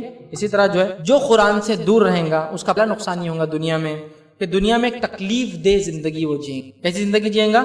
تکلیف دہ زندگی، جس کی دلیل اللہ نے قرآن سورہ طٰہٰ سورہ نمبر 20 آیت میں 24 میں کہا وَمَنْ أَعْرَضَ عَنْ ذِكْرِي فَإِنَّ لَهُ مَعِيشَةً ضَنْكًا، جو میرے ذکر سے غافل رہا تو میں اس کی معیشت کو برباد کر دیتا ہوں، بگاڑ دیتا ہوں، دنیا کی بری زندگی قرآن کو چھوڑنے سے۔ دوسرا، شیطان حاوی ہو جاتا ہے جو اللہ کے ذکر سے دور رہتا ہے۔ اللہ نے قرآن میں فرمایا اور کہا کہ جو اللہ کے ذکر سے دور رہتا ہے ہم اس کے اوپر ایک شیطان حاوی کرتے ہیں اور وہ ہمیشہ ہوا قرین اس کے ساتھ ہمیشہ رہتا ہے، تو شیطان حاوی ہو جاتا ہے۔ تیسرا، ذلت اور رسوائی کی زندگی انسان جیتا ہے جب قرآن کو چھوڑ دیتا ہے۔ ہم نے صحابہ کی زندگی دیکھی، کیا عزت اور شرف والی زندگی تھی۔ ایک واقعہ سے چھوٹا سناتا ہوں آپ کو۔ ابو ایوب انصاری رضی اللہ عنہ، یہ قسطنطنیہ سے جب جنگ ہوئی، چونکہ اس کے فضائل سن رکھے تھے پہلے سے نبی اکرم صلی اللہ علیہ وسلم سے، فوراً کہا کہ میں بھی اس جنگ میں شامل ہوں۔ 80 سال کی عمر تھی، لوگوں نے کہا بوڑھے ہو چکے، کہا نہیں آرام نہیں چلوں گا۔ جنگ کے لیے گئے، قلعے کا محاصرہ کیا گیا۔ قسطنطنیہ کا جو کانسٹینٹینپل، استنبول جس کو بولتے، ترکی کا دارالحکومت ہے، اس زمانے میں وہ مسلمانوں کے پاس نہیں تھا، عیسائی ملک تھا۔ اس کا محاصرہ، گھیراؤ کیا گیا اور ایک خیمے میں آپ رہتے تھے، وہاں آپ کا انتقال ہو گیا۔ جنگ نہیں ہوئی، پہلے انتقال ہو گیا، آپ کو وہیں دفنایا گیا۔ لوگ آ گئے، دفنانے کے بعد قسطنطنیہ کا جو گورنر تھا اس نے امیر معاویہ رضی اللہ عنہ کو خط لکھا۔ خط لکھ کر کہا کہ اب ہم تمہارے نبی کے ساتھی کی خبر کو کھودیں گے، ان کے مردے کو نکالیں گے اور ان کے جسم اور ہڈیوں کے ساتھ کھلواڑ کریں گے، ان کو ذلیل کریں گے۔ امیر معاویہ رضی اللہ عنہ نے کہا کہ اس کو جواب دو، اور جواب میں لکھایا کہ قسم ہے اس ذات کی جس کے ہاتھ میں میری جان ہے، اگر تم نے نبی کے ساتھی کے ساتھ یہ سلوک کیا تو جتنے گرجا میری حکومت میں ہیں اور جتنی عیسائی خبریں سب اکھاڑ کے رکھ دوں گا، جتنے گرجا میرے قبضے میں اور جتنی عیسائی خبریں اکھاڑ کے رکھ دوں گا۔ اس نے واپس جواب دیا، اس نے جواب دیا میرا قول نہیں، اس نے کہا قسم ہے کنواری مریم کی، چونکہ وہ عیسیٰ علیہ السلام کی والدہ کو بھی خدا مانتے ہیں، قسم ہے کنواری مریم کی، میں تو تمہاری صرف دینی حمیت کو جانچ رہا تھا، ہم کبھی تمہارے نبی کے ساتھی کے ساتھ یہ نہیں کریں گے، ان کی خبر آج بھی وہاں موجود ہے۔ تو میرے بھائیوں، جو لوگ قرآن کے حامل تھے نا، جیتے جی تو ان کو ہاتھ لگانا دور، ان کے انتقال کے بعد ان کے جسم سے کھلواڑ کرنے کی بھی اوقات نہیں تھی۔ باقی سب تو دور کی بات ہے کہ زندگی میں مارا جائے، فسادات کیے جائے، ان کی ماں بہنوں کی عزت لوٹی جائے، ان کے بچے جو بھی پیٹ میں نہ ہوئے ان کو مارا جائے، یہ تو بہت دور کی بات تھی۔ ایک انسان مر بھی جائے نا، حامل قرآن جو قرآن پہ چلتا تھا، اس کے مرے ہوئے جسم کے ساتھ کھلواڑ کرنے کی لوگوں کی ہمت نہیں تھی۔ آج دیکھیے ہم ایک جیتی جاگتی اتنی بڑی قوم ہے اور دنیا کا کوئی بھی انسان آ کے قوم ہمارے ساتھ کھلواڑ کر، چونکہ ہم نے اللہ کے دین کا تقاضا نہیں رکھا، اس کی کتاب سے وہ تعلق نہیں رکھا جو ہونا چاہیے، لہٰذا ہمارا رب سے تعلق بھی اتنا ہی پھسپھسا اور کمزور ہو گیا۔ جو قرآن کے حامل تھے نا، ان کے مردہ جسم کے ساتھ بھی ہاتھ لگانے کی ہمت نہیں تھی۔ آج مسلمانوں کو ہزاروں نہیں لاکھوں کی تعداد میں مارا جا رہا ہے اور کوئی آواز اٹھانے والا نہیں۔ اپنی عزت، اپنا وقار، اپنا اثر رسوخ باقی رکھنا ہے تو یہ کتاب ہے، ورنہ ذلت اور رسوائی کی زندگی جئیں گے۔ اسی طرح جو ہے برزخ کی زندگی میں سوالات کی جو جواب ہے اسی کتاب سے ملنے والے بات میں رکھ چکا ہوں۔ آخرت میں اس شخص کو جو سزا ملیں گی جو قرآن نہیں پڑھتا، اس کی ایک سزا کے جو تذکرہ ہے وہ یہ وَنَحْشُرُ يَوْمَ الْقِيَامَةِ أَعْمَىٰ، وہ قیامت دن اندھا اٹھیں گا جو اللہ کے ذکر سے دور ہوں گا۔ دوسری سزا آتی ہے، دوسری بات جو آتی ہے وہ سورہ فرقان میں آتی ہے، وَقَالَ الرَّسُولُ يَا رَبِّ إِنَّ قَوْمِي اتَّخَذُوا هَٰذَا الْقُرْآنَ مَهْجُورًا، اللہ کے رسول ہمارے خلاف بات کرنے دیں گے، اللہ میری اس قوم نے قرآن کو چھوڑ دیا۔ اللہ کے رسول کہیں گے اے اللہ میری اس قوم نے قرآن کو چھوڑ دیا۔ کہ ہم چاہتے ہیں اللہ کے رسول صلی اللہ علیہ وسلم ہمارے خلاف کھڑے ہو۔ اور تیسرا جو ہے قرآن کے تعلق سے مسلم کی روایت ہے، آپ نے فرمایا القرآن حجت لک وعلیک، قرآن تیرے حق میں یا تیرے خلاف حجت بننے والا ہے، وٹنس بننے والا، تیرے حق میں یا تیرے خلاف۔ حق میں وٹنس بنے گا اللہ ہی مجھے پڑھتا تھا، اور تیرے خلاف کھڑوں گا اللہ مجھے پڑھتا نہیں تھا۔ تو اگر ہم چاہتے قرآن ہمارے حق میں گواہ بنے تو اس کے ساتھ تعلق بنانا پڑے گا، اور ہم چاہتے ہیں کہ ہمارے خلاف کھڑا ہو تو جیسی زندگی جی رہے ویسے جیتے رہے، وہ خود ہمارے خلاف بات کرنے والا۔ تو لہٰذا اللہ کی کتاب سے ہمیں ایک مضبوط رشتہ خود کا بنانا ہے، چاہے عمر کے کسی بھی مرحلے میں ہو۔ اپنے بچوں کو آج سے تیاری کروانا ہے، ٹھیک ہے، اور اسی طرح ایک معمول کرنا ہے ہماری بہنوں کو، مائیں جو میری بات سن رہی ہے، قرآن کا ترجمہ ہم روز گھر میں پڑھیں گے۔ روز فجر کے بعد سب سے اچھا وقت ہے اس کو پڑھنے کا، پھر بھی فجر کے بعد نہیں ہو سکتا تو شام اثر کے بعد، عشاء کے بعد، جب بھی گھر میں آتے ہیں بیٹھیے۔ ہمارے بہت سے ایسے مرد حضرات ہیں جن کو باقی ساری باتیں بولنے میں مسئلہ نہیں، قرآن پڑھو بولے خاندان کے ساتھ تو شرم آتی، وہ اچھا نہیں لگتا بیوی کے ساتھ بیٹھ کے پڑھنا، باقی سب کام ہو رہا، ٹی وی سب مل کے دیکھتے ہیں، وہاں شرم نہیں آتی کس کو بھی اتنی واحد چیزیں دیکھنے میں۔ قرآن نہیں، میرے کو شرم آتی، میری زبان نہیں پلٹتی۔ ارے بھائی، اور آپ لوگوں کا تو مسئلہ نہیں لینگویج، آپ لوگ تیلگو بولتے ہیں، تیلگو میں ترجمے بھی قرآن کی موجود ہے، آپ کو کوئی ایسا بھی نہیں، بہت ساری جگہ دو زبانیں بولتے ہیں مسلمان، یہاں تو اردو آپ لوگ ماشاءاللہ سمجھ لیتے، لیکن اکثر آپ کی مدر ٹنگ تیلگو ہے، میں سمجھتا ہوں اکثر لوگوں کی، ہے نا۔ آپ کی زبان میں قرآن موجود ہے, آپ کو بیٹھنا ہے, وہی زبان, آپ کو کوئی نئی زبان میں نہیں بولنا ہے, اور آپ کو کوئی تقریر نہیں دینا ہے, بیٹھ کے ترجمہ لیجیے, ترجمے کی 10 آیتیں سلیکٹ کیجیے, 10 سنانا, روز کرنا ہے, معمول بنا لیجیے, معمول بنا لیجیے اپنے بچوں کو ساتھ لے کے بیٹھنے کا, گھر کی عورتوں کو ساتھ لے کے بیٹھنے کا, قرآن پڑھنے کا, قرآنی اجتماع, چھوٹے چھوٹے اجتماع, جہاں قرآن پڑھ کے سنا جائے, معمول بنا لیجیے, یہ سسٹم بنا لیجیے. اگر قرآن کو سیکھنے کا, اس کا ترجمہ سیکھنے کا, اس کی تفسیر کا علم حاصل کرنے کا, اس کا علوم سیکھنے کا, تجوید کی کلاسز کرنے کا, قرآن سے متعلق جو ہو سکتا ہے اس کے لیے ہم کو کرنے کی کوشش کرنا چاہیے. آپ دیکھیے جب قرآن سے ہمارا رشتہ مضبوط ہو جائے گا نا, اللہ تعالیٰ ہمارے انشاءاللہ دنیا کی حالت بدل, اور آخرت میں تو فائدہ ہے ہی ہے. اس کے بعد دنیا بدل جائیں گے تو آخرت بھی, لیکن اگر یہ نہیں کیا, دنیا کی بڑی بری زندگی اور آخرت کی بڑی سخت زندگی یاد رکھیے, اس کے لیے تیار ہے. تو لہٰذا قرآن سے ہمیں اپنا رشتہ گہرا کرنے کی ضرورت ہے, ویسا رشتہ جیسے صحابہ کا رشتہ اس کتاب سے تھا, اور اس کے بعد اللہ تعالیٰ نے دنیا میں بھی ان کو عزت سے نوازا, اور آخرت میں یقیناً ان کا بہت بڑا مقام اور اجر اللہ کے پاس باقی ہے. ہم نے بھی جب اس کتاب کو اگر ہم پڑھیں گے, سمجھیں گے, ٹھیک ہے, قرآن پہ ایمان لانا, اس کو پڑھنا, اس کا سمجھنا, اس پہ عمل کرنا, اس کو دوسروں تک پہنچانا, علماء لکھتی ہے اس کے حقوق ہیں, یہ کریں گے انشاءاللہ تو یہ دنیا بھی سنور جائیں گی اور آخرت کی زندگی بھی ہماری انشاءاللہ اچھی ہوگی. میں اسی پر اپنی بات کو ختم کرتا ہوں. اللہ رب العزت سے آخر میں دعا ہے کہ اللہ سبحانہ تعالیٰ ہم تمام کو قرآن کے سیکھنے اور سکھانے والا بنا, ہم تمام کے لیے اس کتاب کا پڑھنا, اس کا سمجھنا, اس پہ عمل کرنا اللہ آسان کر, جب تک ہمیں زندہ رکھ, ایمان اور اسلام پر زندہ رکھ, خاتمہ ہمارا ایمان پر ہو. وآخر دعوانا الحمدللہ رب العالمین, سبحان ربک رب العزت عما یصفون, وسلام علی المرسلین, والحمدللہ رب العالمین. جزاکم اللہ خیرا. الحمدللہ ہم لوگوں نے ابھی قرآن مجید کی فضیلت کے عنوان پر بڑی بہترین انداز میں موصوف کی تقریر سماعت کی. اللہ تعالیٰ آپ کے علم میں برکت عطا فرمائے. جو کچھ باتیں ہم نے سنی ہیں ان تمام باتوں پر عمل کرنے کی توفیق عطا فرمائے. جیسا کہ اس سے پہلے بتایا گیا کہ آدھا گھنٹہ جو ہے سوال و جواب کا رہے گا, تو قرآن مجید کی فضیلت اسی ٹاپک سے کچھ سوالات اگر آپ کے پاس ہو, یعنی قرآن سے متعلق جو بھی سوالات ہو آپ سوالات کر سکتے ہیں. یہاں پر مائک ہے. ترجمہ ہوتا قرآن جھگڑا ہوا, اس کے بارے میں ذرا. الحمدللہ رب العالمین, والصلاة والسلام علی خاتم النبیین والمرسلین, رب اشرح لی صدری ویسر لی امری واحلل عقدۃ من لسانی یفقہوا قولی. اما بعد, میں نے ایک سوال کیا کہ قرآن کے ترجمے کے تعلق سے کہ ایک پڑھنے کی بنیاد پر کچھ اختلاف یا جھگڑا ہو گیا تھا.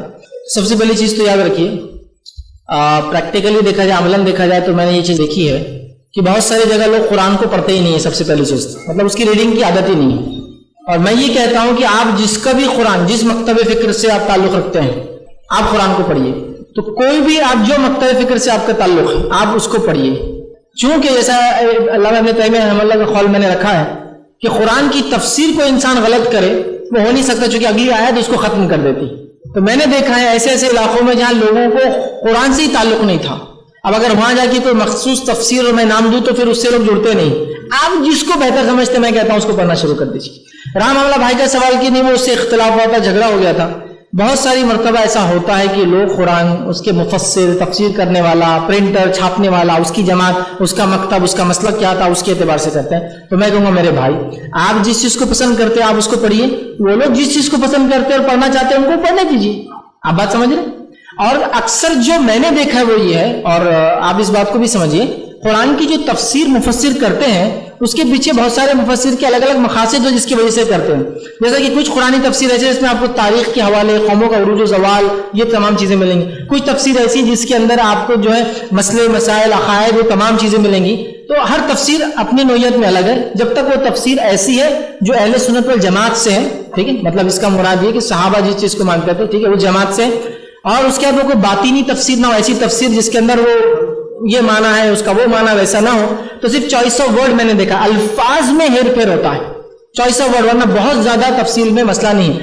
تشریح میں پرابلم ہے جہاں بھی ہے, اگر ہے بھی تو اس کی جب تفسیر نیچے کی گئی وہاں لکھ دیا گیا یہ ایسا ہے ویسا ہے. ترجموں میں عموماً میں نے بہت سارے ترجمے تقریباً جماعتوں کے پڑھے, ٹھیک ہے, بہت زیادہ مسئلہ نہیں. جو مسئلہ ہے تفسیر میں, تو ترجمہ پڑھنے تک میں سمجھتا ہوں کوئی مسئلہ نہیں. تو آپ جو آپ سے اختلاف کرے کہیے بھائی آپ جو پڑھتے ہم نے کبھی اختلاف نہیں کیا, ہم جو پڑھ رہے ہیں ہمیں اس کے پڑھنے کی اجازت دیجیے. اور ایک پرسنل چوائس ہے. دیکھیے اب ایک کتنی تعجب کی بات ہے, اگر میرے گھر میں 125 فلموں کے چینل آ رہے تو کوئی مخالفت نہیں کرتا. اس کتنے چینل آ رہے فلموں کے, لیکن اگر ایک اسلامی چینل آ رہا تھا لوگ جا کے بند کراتے, اس کو کرتے نہیں کرتے. کبھی کسی نے ٹی وی کے لیے احتجاج کیا, ٹی وی نہیں ہونا ہمارے علاقے میں, بند کیا جائے, کیونکہ اس پہ فلموں کے چینل کے اوپر دینی تقریریں آتی. ہاں, بہت علامہ ہمارے مفتیان آ کے بیٹھ کر بات کرتے. ہاں, دین جینے کا طریقہ سکھاتے. تو 125 چینل کسی نے نہیں روکا, لیکن ایک چینل کو دین کی بات کر رہا ہے تو ہم کو اتنا اختلاف ہے, احتجاج کرتے, میمورنڈم دیتے. تو میں کہہ رہا ہوں جب آپ یہ سوچتے کہ آپ کو آزادی ایک چیز پڑھنے اور دیکھنے کی, تو دوسروں کو بھی آزادی دینا چاہیے کہ ان کو بھی حق ہے کوئی چیز دیکھنے اور پڑھنے کا. ٹھیک ہے, تو اگر کوئی ترجمہ پڑھ رہا ہے تو آپ بتائیے, کہیے میرے بھائی اگر کوئی چیز سے آپ کو اختلاف ہے تو کیا ہے مجھے بتائیے. اگر وہ اختلاف ہے تو اس کے لیے ہم علمی بحث کر سکتے ہیں. لیکن اکثر میں نے دیکھا ہوتا کیا ہے, میں ایک مقام پر گیا, قرآن کا ترجمہ ہے, تفسیر تھی, وہاں میں تفسیر چھوٹی چھوٹی صورتوں کی کرتا تھا کہ لوگ قرآن سے جڑے, ان کا تعلق اس سے جڑے. کچھ لوگ جمع ہو کے آ گئے, 100 200 300 لوگ آ کے جھگڑا اور گالی گلوچ ساری چیزیں کرانے والے کوئی اور, آنے والے کوئی اور, اختلاف انہوں نے کر دیا. جو آئے ان سے میں نے پوچھا اس میں کیا غلط جو میں پڑھ رہا ہوں, بولے ہم کو نہیں معلوم کیا غلط ہے, ہم کو بولے بس غلط بول رہے تم. تو جو بول رہے ان کو بلائیے, ہم بیٹھ کر بات کریں گے کیا مسئلہ ہے اس کے اندر, آپ بتائیے شرعی اعتبار سے. لیکن لوگوں کا یہ ہے کہ بس سنا لیا جھگڑا شروع کر دیا. تو میں یہ کہوں گا اگر اس بستی میں لوگوں کو یہ تفسیر پڑھنے کا حق ہے تو میں کہتا ہوں دوسروں کو بھی کسی چیز کے پڑھنے کا حق دینا چاہیے, اختلاف نہیں کرنا چاہیے. جبکہ وہ لوگ آپ کو دعوت نہیں دے رہے, خود پڑھ رہے ہیں, کوئی آ کے بولتا ہے یہ غلط ہے صحیح. تو اکثر تفسیر میں جو میں نے دیکھا ہوں وہ الفاظ کی چوائس کا مسئلہ ہوتا ہے. لیکن آپ پڑھیے, کوشش کیجیے تفسیر بالمعصور جو ہوتی ہے, تفسیر بالروایہ جس کو کہتے ہیں, ایسی تفسیریں آپ پڑھیں جس میں تفسیر ابن کثیر ایک ایسی تفسیر ہے جس میں میں نے کسی مکتب فقہ کو اختلاف کرتے ہوئے آج تک نہیں دیکھا. اس میں سب متفق ہیں, ایسا میں نے نہیں سنا کسی نے بھی کہا کہ یہ تفسیر غلط ہے. تو پھر اس میں کس کو مسئلہ ہے مجھے بتائیے, کون سی جماعت ہے جس کو یہ تفسیر ابن کثیر میں مسئلہ ہے؟ تو پھر آپ ایسی تفسیر پڑھیے جس میں سب اتفاق رکھتے ہو, یہ لا لیجیے, اس پہ کسی کو اختلاف نہیں الحمدللہ. ٹھیک ہے, یہ لا لیجیے انشاءاللہ عزیز. اور میں پھر کہہ رہا ہوں, انسان اگر کہتا نہیں مجھے تو وہی تفسیر پسند ہے, یہ پسند ہی نہیں, پڑھنے دیجیے. کچھ تو علم کے قریب آئیں گا, کچھ تو مطلب 100% تو کوئی غلط نہیں ہے, کچھ تو ہوگا. آج تھوڑا کم مطلب تھوڑی چیزیں صحیح پائیں گے, لیکن کل اس کی جو پڑھیں گے انشاءاللہ وہ یہ مرحلے سے نکل کے وہ مرحلے میں جائے گا انشاءاللہ, وہ مرحلے میں. بس میری دعوت جو تھی آج وہ یہ تھی, بس پڑھیے جو تفسیر آپ کو اچھی لگتی ہے, جو ترجمہ آپ کو اچھا لگتا ہے, وہ ترجمہ جس میں سب کو اتفاق تفسیر, بس پڑھیے انشاءاللہ عزیز. میں امید کرتا ہوں اللہ سے, اور آپ اس نیت سے پڑھیے اللہ مجھے اس کے ذریعے تو صحیح راستے تک پہنچا. آپ دیکھیں گے اللہ کا کلام پڑھنے سے اللہ تعالیٰ انشاءاللہ ہم کو صحیح راستے لے جائیں گا. میں نے کئی لوگوں کی زندگی دیکھی جو ایسے حالات میں تھے, شرک اور بدعت اور کفر کے, کسی کو امتحان نہیں تھی, جب اللہ کا کلام پڑھا چاہے جیسے بھی پڑھتے ہوئے آئے آج, لیکن اللہ نے ان کو سمجھ اور توفیق عطا فرمائی. تو میں یہی کہوں گا اپنا رابطہ قرآن سے جوڑیے, اور چونکہ عربی ہماری زبان نہیں ہے, پڑھنے کے ساتھ ساتھ ترجمے کی طرف جائیے جو آپ کو بھاتا ہو. میں کوئی ایک ترجمہ کوئی نام نہیں لے رہا ہوں آپ کے سامنے, چونکہ تفسیر ابن کثیر پہ سب کو اتفاق ہے, میں نے اس لیے خاص نام دیا اس کا. آپ کیجئے انشاءاللہ عزیز. آپ جب اس نیت سے پڑھیں گے اللہ تعالیٰ یقیناً صحیح چیز کی طرف ہماری انشاءاللہ عزیز رہنمائی کریں گے. مولا علی ہے, میں نجوڑ سے آیا ہوا ہوں. ہم لوگ نجوڑ میں ایک چھوٹی مسجد ہے, وہاں پہ TMC بول کے ایک سینٹر چلا رہے ہیں. وہاں پہ ہم لوگ بہت سے غیر مسلم بھائیوں کو اور عیسائی بھائیوں کو, مسلمان بھائیوں کو, سب لوگوں کو پرانا بانٹتے ہیں, اور کے لیے وہ ترجمے والا. تو اس بات معلوم ہو کہ تبلیغ جماعت والوں نے میرے کو بلا بھیجا, کیا تم پرانا بانٹ رہے ہو بول کے سنا, کیا تم بانٹ رہے ہو بول کے بولے تھے. تو ہاں بانٹ رہا ہوں بول کے بولا. تو وہ لوگ طاہرت وغیرہ کچھ بھی نہیں رہتے, اور قرآن بولے تو عربی میں پڑھنا, کوئی دوسری زبان میں نہیں پڑھنا, اور ایک بھی لفظ آ گیا تو پورا غلط ہو جاتا بول کے بول رہے. اس کے بارے میں کچھ بھائی نے سوال قرآن کے ترجمے کے تعلق سے کیا, بالخصوص غیر مسلموں کو دینے کے بارے میں. انہوں نے کہا قرآن کسی نے ان سے کہا عربی میں پڑھنا چاہیے, ترجمہ نہیں کرنا چاہیے. تو دیکھیے سب سے پہلی چیز, نبی اکرم صلی اللہ علیہ وسلم کے زمانے میں ایسے بہت سارے صحابہ تھے جنہوں نے اس چیز کی اجازت مانگی تھی کہ اللہ کے رسول صلی اللہ علیہ وسلم, ہماری قوم عربی نہیں جانتی, کیا ہم ان قرآن کے کچھ مخصوص صورتوں کا ترجمہ کریں. اور نبی اکرم صلی اللہ علیہ وسلم نے اس چیز کی انہیں اجازت دی, یاد رکھیے. ٹھیک ہے, جیسا کہ زید بن ثابت رضی اللہ عنہ نے اجازت مانگی کہ اللہ کے رسول میں عبرانی زبان سیکھنا چاہتا ہوں, چونکہ یہود جو عبرانی جانتے ہیں اور خط و کتابت کو سمجھتے ہیں, اللہ کے رسول صلی اللہ علیہ وسلم نے اجازت دی. وہ لکھتے ہیں کہ میں نے 1 مہینے میں اچھے سے پڑھنا اور لکھنا سیکھ لیا, تو جب میں خطوط اللہ کے رسول صلی اللہ علیہ وسلم کے ان کو لکھتا تو خطوط میں آیتوں کے ترجمے لکھے جاتے تھے. جیسا نبی اکرم صلی اللہ علیہ وسلم نے جو عیسائیوں کو خط لکھے تو اس میں قل یا اہل الکتاب تعالوا الی کلمۃ لکھتے تھے. آج بھی عبرانی والے خطوط موجود ہیں, وہ خطوط جو انہوں نے لکھے. اس کے علاوہ ایک صحابی نے فارسی میں آپ سے کہا تھا کہ اللہ کے رسول مجھے اجازت دیجیے, میری قوم فارسی ہے, میں ان کو کچھ قرآنی صورتوں کو چاہتا ہوں کہ میں وہ کروں. اللہ کے رسول صلی اللہ علیہ وسلم نے اجازت دی. تو اس سے پتہ چلا قرآن کا ترجمہ ضرورت پڑنے پر کیا جا سکتا ہے. اسی طرح آپ کو یہ سن کر تعجب ہوگا کہ قرآن کا پہلا مکمل ترجمہ یہ کس زبان میں معلوم آپ کو, یہ 240 ہجری میں ہوا. اور کس زبان میں معلوم آپ کو, अब्बासी खलीफा के जो उनके तारीख रिकॉर्ड के मुताबिक बगदाद में जो पहला मुकम्मल तर्जुमा किया गया वो हिंद की जबान में किया गया था 240 हिजरी के अंदर, हिंद की जबान। तो इससे उलमा लिखते हैं या तो वो संस्कृत थी या हिंदुस्तान में कोई और बोले जाने वाली जबान थी। ये पहला मुकम्मल तर्जुमा जो दर्ज है किया गया। मुझे बताइए सबसे बेहतरीन जमाना जो मौजूद है, मतलब सहाबा ताबईन तबे ताबईन, उस जमाने में 240 हिजरी की मैं बात कर रहा हूं, जबकि अभी मुहद्दिसीन इमाम बुखारी वगैरह मौजूद है, इमाम अहमद बिन हंबल मौजूद है। उस जमाने में पहला तर्जुमा हो रहा है और तर्जुमा किस जबान में हो रहा है? हिंद की जबान। जबान एग्जैक्टली मेंशन नहीं है उसमें तारीख वालों में, हिंद की जबान। उलुमुल कुरान की कोई भी किताब उठाइए उसमें आपको तस्करा मिलेंगे हिंद की जबान। अब वो संस्कृत होंगी या संस्कृत से हटकर पता नहीं कोई लोकल लैंग्वेज होंगी, उसमें तर्जुमा किया गया। तो उन्होंने क्यों नहीं रोका, कहा कि नहीं एक लफ्ज गलत हो जाएगा तो पूरा मामला बिगड़ जाएगा। देखिए ये बात अपनी जगह बिल्कुल सही है कि कुरान का तर्जुमा कुरान नहीं होता, इसलिए कि कुरान असल अरबी में ही है। इसीलिए हम कोई दूसरी जबान में अजान नहीं दे सकते, दूसरी जबान में सूरह फातिहा या नमाज को नहीं पढ़ सकते, अरबी में ही पढ़ना है। ये बात तो तय है, लेकिन उसका तर्जुमा कौमों के लिए उनके मिजाज के एतबार से, उनकी समझ के एतबार से करने में इंशाअल्लाह अज़ीज कोई हर्ज नहीं है, ठीक है। और जो लोग ये कह रहे हैं उसका तर्जुमा नहीं कर सकते, मैं समझता हूं उस जमात में खुद माशाअल्लाह उनके उलमा ने तर्जुमे किए, कई मुफ्ती शफी ने तर्जुमा किया इतना बड़ा, ठीक है। उसके बाद कई तर्जुमे हैं जो हमारे पास आज मौजूद है, तो उनका ये बोलना कि एक भी गलत हो जाए तो ऐसा हो जाएगा, ये दुरुस्त नहीं है। और चूंकि हमारे अतराफ में जो गैर मुस्लिम कौमें हैं, मुझे बताइए वो अरबी क्या, हम अरबी नहीं जानते तो उनका क्या, ठीक है। तो मुझे बताइए उन तक हिदायत का पैगाम कैसे पहुंचाएंगे आप, कैसे पहुंचाएंगे? ये बोलकर कि नहीं बस हमको देखो हम जैसा कर रहे कर लो, हो गया। यकीनन उनको बताना पड़ेगा इस्लाम क्या है, और ये सबसे बेहतरीन तरीका है कि आप अल्लाह के कलाम को उन्हें पढ़ने दें। दूसरी कौमों में तरीका ये है कि उनका कलाम जो उनके मुताबिक कलाम इलाही होता है सिर्फ एक हाई कास्ट के लोग पढ़ सकते हैं। जब हम मुसलमान कुरान का तर्जुमा लोगों को देते हैं वो बड़े मुतासिर होते हैं और कहते हैं इनकी किताब मजहबी ऐसी है जिसका तर्जुमा हम जैसे छोटे लोगों को भी दिया जा सकता है। यकीनन ये मजहब मुस्बत, जिसको कहते हैं इक्वालिटी, इंसानी बराबरी का सबक देने वाला मजहब है।